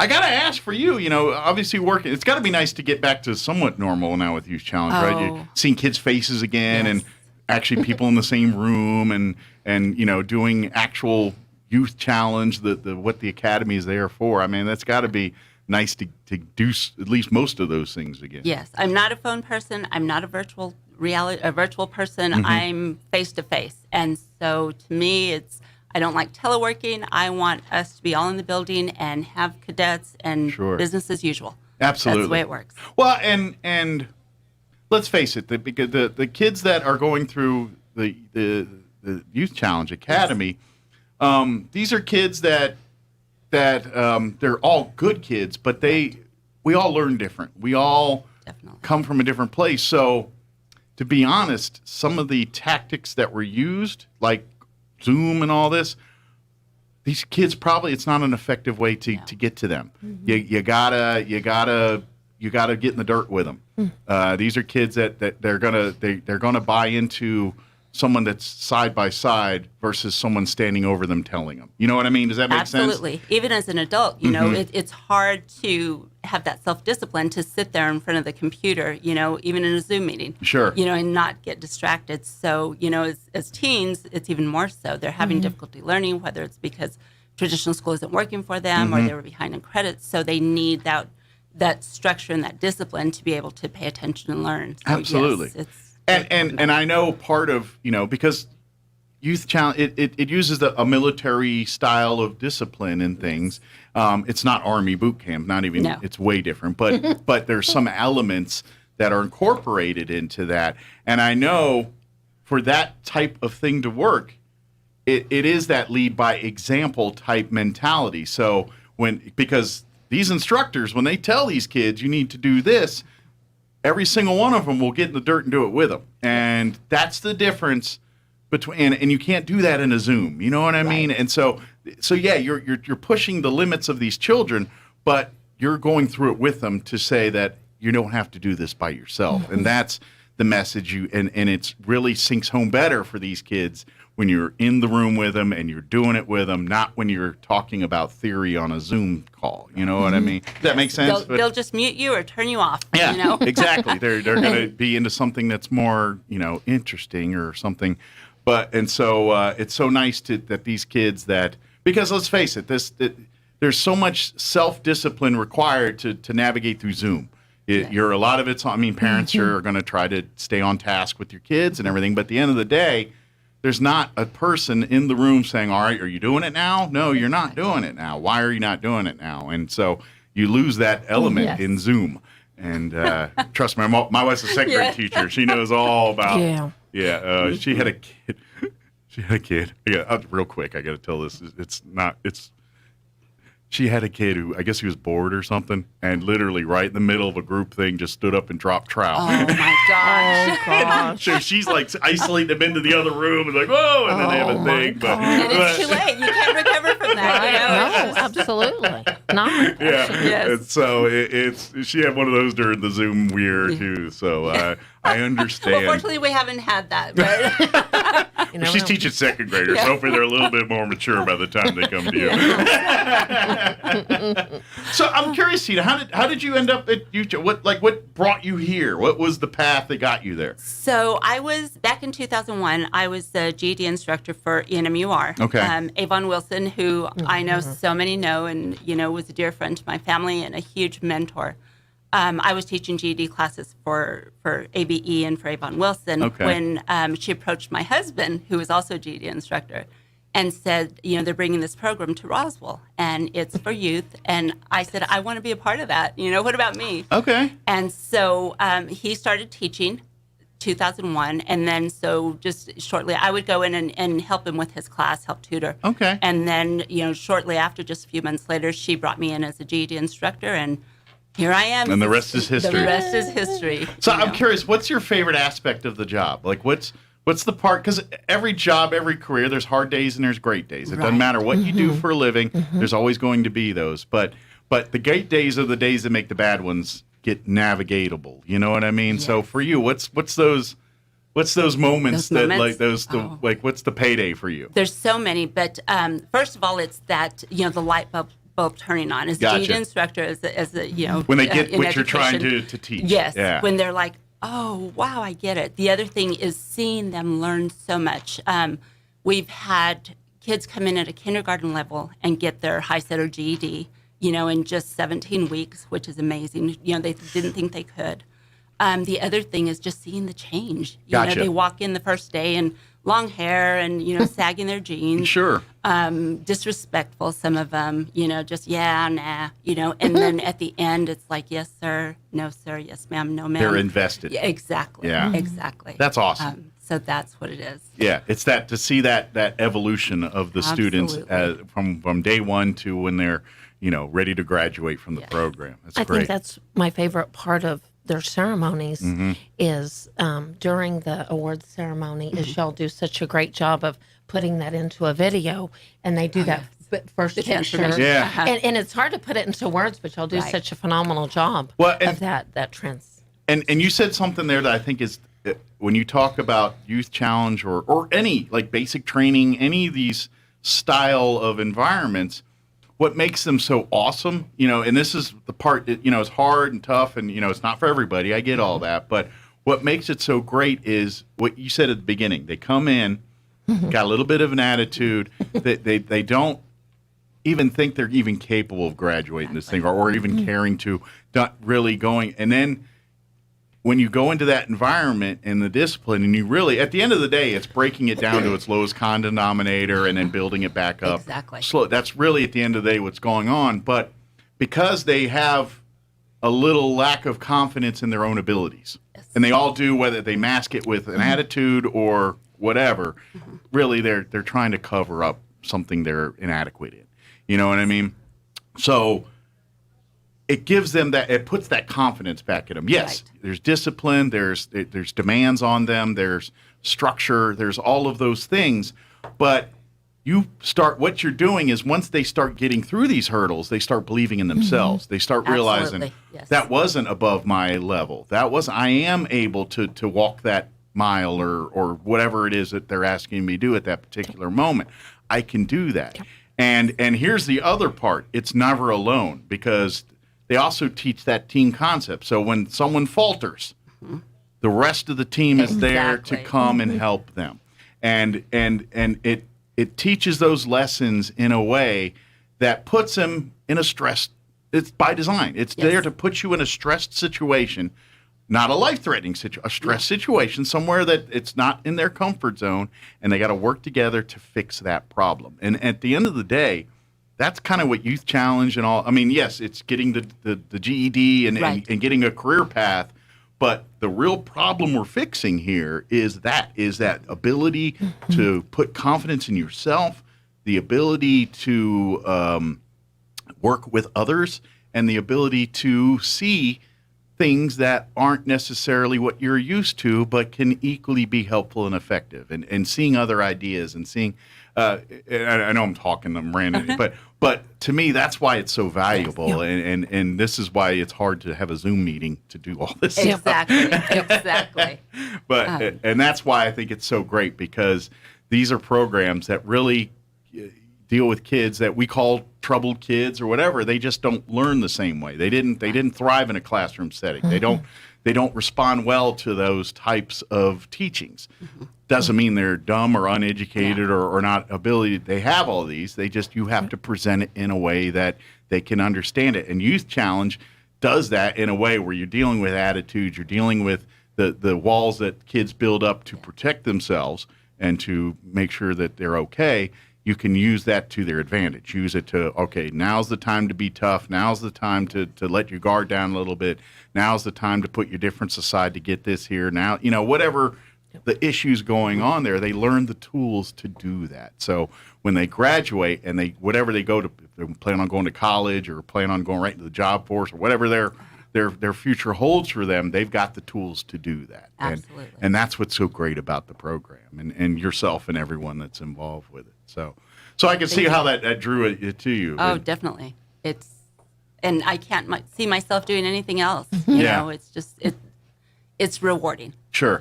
And you get to see. I think you get to see the biggest leaps and bounds in something like this, because. And I'm not saying all cases, but some of these kids, people have written off already. There's some people that have written off. There's people that kind of said, that they're no good, so-and-so, I wash my hands of it and move on. And when a kid has been kind of labeled that, and then you see them, excelling and becoming great, it's I don't care if only one kid out of Youth Challenge that happened to, then Youth Challenge is worth it. You know what I mean? It's a lot more than one kid that does that, thank goodness. But my opinion, it'd been success if 50 kids went through and only one kid that got through, then we call it a win. That's right. There's one more productive person that's going to be a great human being. So. I think one part of the event the other night that was so special is Youth Challenge not only needed one table, but they needed more than one. That's right, and you I did. think her peoples, all your peoples, including her husband, which I think that's a neat facet, that a husband and wife works together in dynamic duo from the beginning. And that works, right? Yes, good, absolutely. Because that doesn't always work for marriages. Sometimes it's a little too much of each other. We've been married 37 years, so we've figured a few things out. Good. Good. Yeah. Good deal. Well, I imagine some of the same skill sets you teach in Youth Challenge, exactly. or you're practicing in your own marriage, I'm guessing. Think before you speak. But it was the glow. Shelby and I talked about it when you register people. They had the glow. I mean, literally, a couple of them, they were all in. They were shooting in to honor this woman, and it's so amazing. Well, it's and it does not surprise me that you guys had a half the tables there. Have to fill up another table. But it kind of goes back to what I was talking about earlier. It's that team concept because, you come together and I imagine the folks that were in the audience, they chewed a lot of dirt together. And with Tina and that builds a camaraderie. That builds a bond that you can't quite get unless you've been in it. You can kind of, military, first responders, they share something, and it's a little different, but the same kind of, it comes from the same tree, basically. It's a little bit different because of the situations those people deal with, but as far as the kinship, that connection, that, you're with a group of people that if things get bad, I can trust them to be exactly on my six or got my back up. Definitely. And that's that mindset that these are people that you'll go through hell with, basically. Yes. And that is absolutely true. I have the most amazing staff in cadre. I say it all the time. Yeah. They're the best. There isn't anything we wouldn't do for each other. Mm-hmm. We're family. We're Youth Challenge family. We're a challenge family. We're a challenged family sometimes. But we truly are, you know. And then to have, people like Amy and bring them into our Youth Challenge family, or Absolutely. Dr. Powell from the college. Yeah. That's another thing, too. Mm-hmm. Yeah, you guys are with the character counts, with the college, even the Historical Society, which another hat here in the room.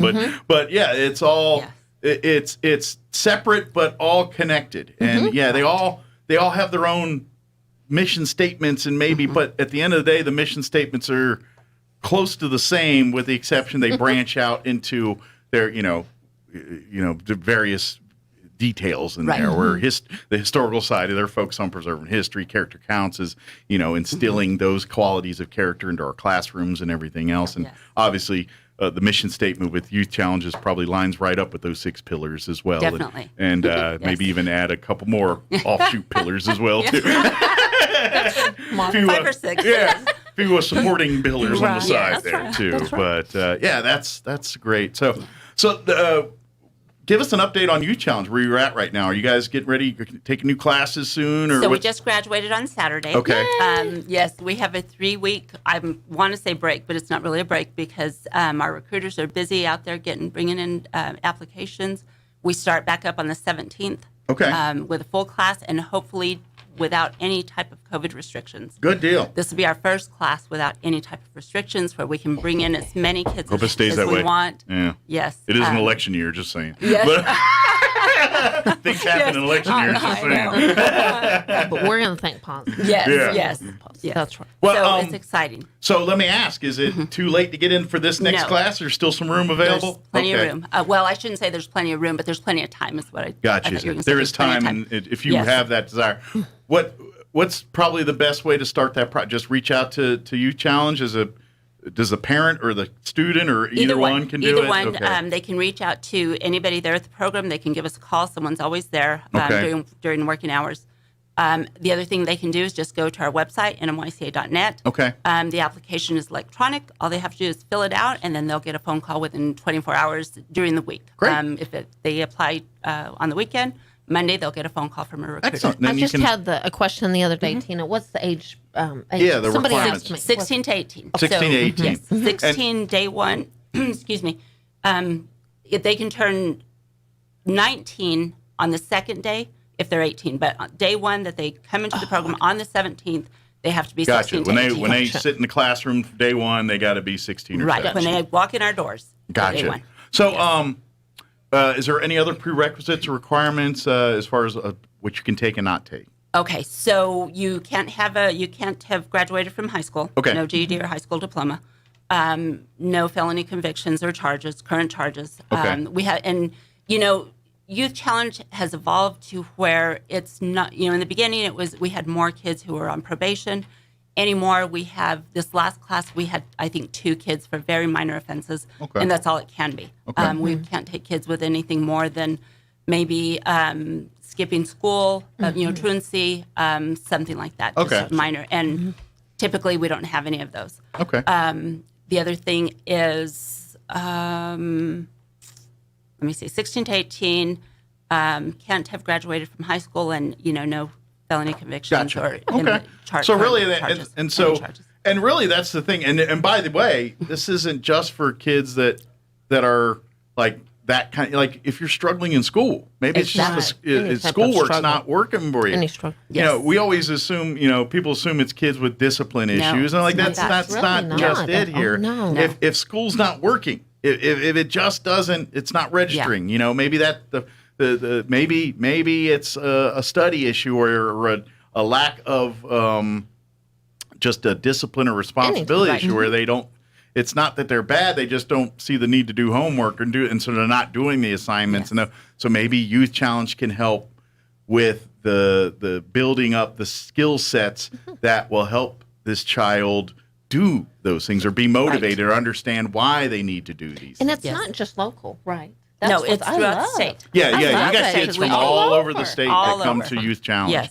There's kids, so if you know families in Santa Fe or Farmington or wherever, right?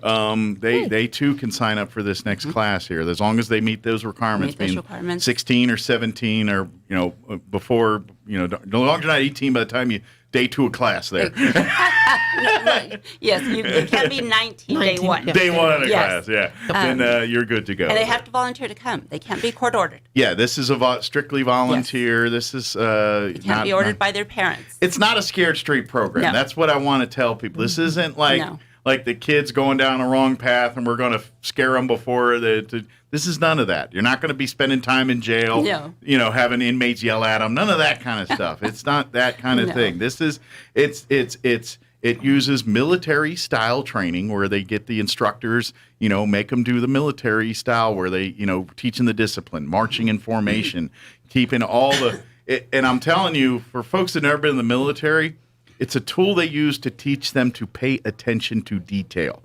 What the logic is, because I went through an Air Force basic training, so I know I've been through it. I've done weird things for no reason.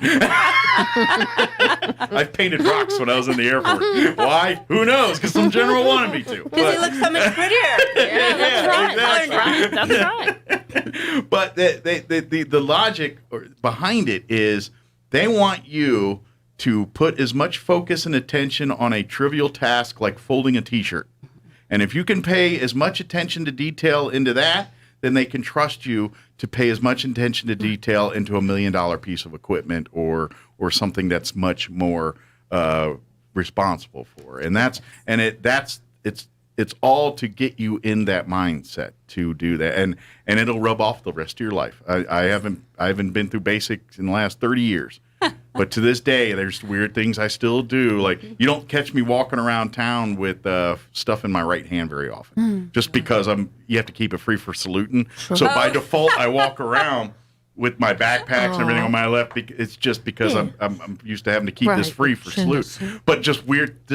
Hey, I'm not saluting anybody today, but it's just to force a habit, or how you do your sock drawer at home. You start doing. I'm sure do you have a couple of these moves? I bet you do. Well, I bet you got a couple of T-shirts that are perfect 6-inch squares somewhere in a drawer. I'm not prior military. I'm a civilian, so I don't have that. My sock drawer, I guarantee you, looks different than yours. My husband will attest to that. But it kind of that's what the program's about. It gets you to pay those attention, and it also gets you to it's kind of, think of it as they're trying to make you stop and smell the roses sometimes. Really, that's what it is. And once you do that and you start focusing on the task at hand, you understand that these things are achievable. These things can be done. And I think it's important to mention, because we've been on the receiving end a lot, is how community orientated they are.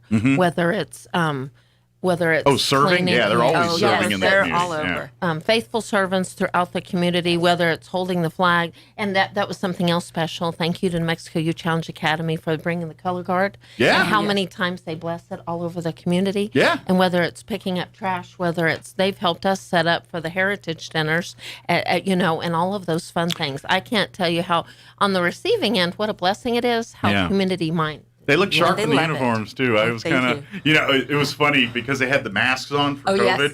And I'm not going to lie, when they have the silver helmets and the masks on, I don't know how much of a Star Wars fan you are, but you know the scene where they're about to fire the Death Star to blow up the planet, and they got that guy that fires the gun, he's got that mask with the helmet, he goes like this or something? They all look like that guy. They look so sharp. They do. But it was pretty cool. Just because they had the mask on, and when the silver helmet with the mask, you could barely see their face. It was just like this little slit. And so it reminded me of those guys on Star Wars. But anyway, but they look sharp. But you talk about them being able to be trusted with $1 million piece of equipment or something like that. Well, one of the things that I think about more so often is they're the ones who are going to be in charge of our lives eventually. Yes. You know, I think about myself in a nursing home at some point. Hopefully my husband won't put me in there or my kids won't. But, you know, really I think about, you know, Sure. they're the ones who are taking care of our loved ones. They're making the decisions for they're our next So many mayors ways. and business Yes. owners They are. and city councilors and senators and all of that stuff. They're the next generation of this, and we got to give them the tools to make the right decision down the road. You know, that's that and let's face it, we live in a world where I wonder if certain things like critical thinking and some of these skill sets that I don't know if we take for granted per se, but certain generations that was just, you know, it's a staple in our. I don't know if that's true for some of these other generations. And some of it's our fault, some of it's just the way the world we live in and technology and things. It's a cocktail of a lot of things here, but either way, I think these generations are missing some of those interpersonal communication, the problems, critical thinking, some of the things that we got by default because of the world we live in now is changed because everyone talks in 140 characters or less. Yeah, exactly. Which they're not able to do while they're at Youth Challenge. You know, they don't have access to phones. They don't have access to social media unless they've earned that. I imagine that's the biggest gripe you have in all of Youth Challenge. Like everyone's complaining, you know, because kids, part of it is as a group, they do things, but they also complain as a group. Like I'm not saying it's an us versus them, but when they're all thinking something sucks, there is kinship in that, and so they become friends because they all are mad that they can't use their phones. Yes, exactly. There is a method to that madness. I think we all need some Youth Challenge, taking that away. We Yeah. do, Yes. right? I'm trying to think, can you all take my phone away and give me a doctor's note all high not to have schoolers it? need that. Yeah. Well, I just asked one of our graduates on Saturday. I told her, I said, I don't know how we live without our phone anymore. Mm-hmm. And she says, ma'am, I just did it for 18 weeks. And I'm like, touche. Isn't that amazing? Valid point, yeah. Isn't that Yeah. amazing? And after a while, that just became their new. And let's norm. face I it, think we it's lived so awesome. we lived a few years on this earth before we had those phones. Yes. Some of us a little more than others, One or but two. you know. Yeah. That's right. Yes. So we did just fine. Exactly. You know? And it's true. Life was so much easier and more peaceful. And we can do a lot of things Yeah. if you We put your really mind to can. it. We can, and that's what Youth Challenge does. And that's really at the end of the day, it's not about getting a GED. It's about giving them that tool to say, Yes. you know what, the world is your oyster if you're willing to go out and grab it. And here's how you do that. And that's really what it is. At the end of the day, the piece of paper saying they got a GED is nice and all of that. It's that you need that to move on to the next level. But that piece of paper is not the important thing. It's those skill sets those that they life learn in that skills and- group that's going to translate for 20 years down the road. They're running the Historical Society, or they're out Running on the Youth weekends Challenge. running Youth Challenge, or running the parade group out here. Right. That's going to be them. So. Good deal. Well, we're running out of time. Just all the time here, but Can I, before we get off, I'm honored to sit next to Tina, and I consider her a friend. I want to encourage people listening to lift Youth Challenge up. Pray for those kids that just graduated. Yeah. And pray for this new cycle. Absolutely. What's the full cycle, Tina? I don't remember.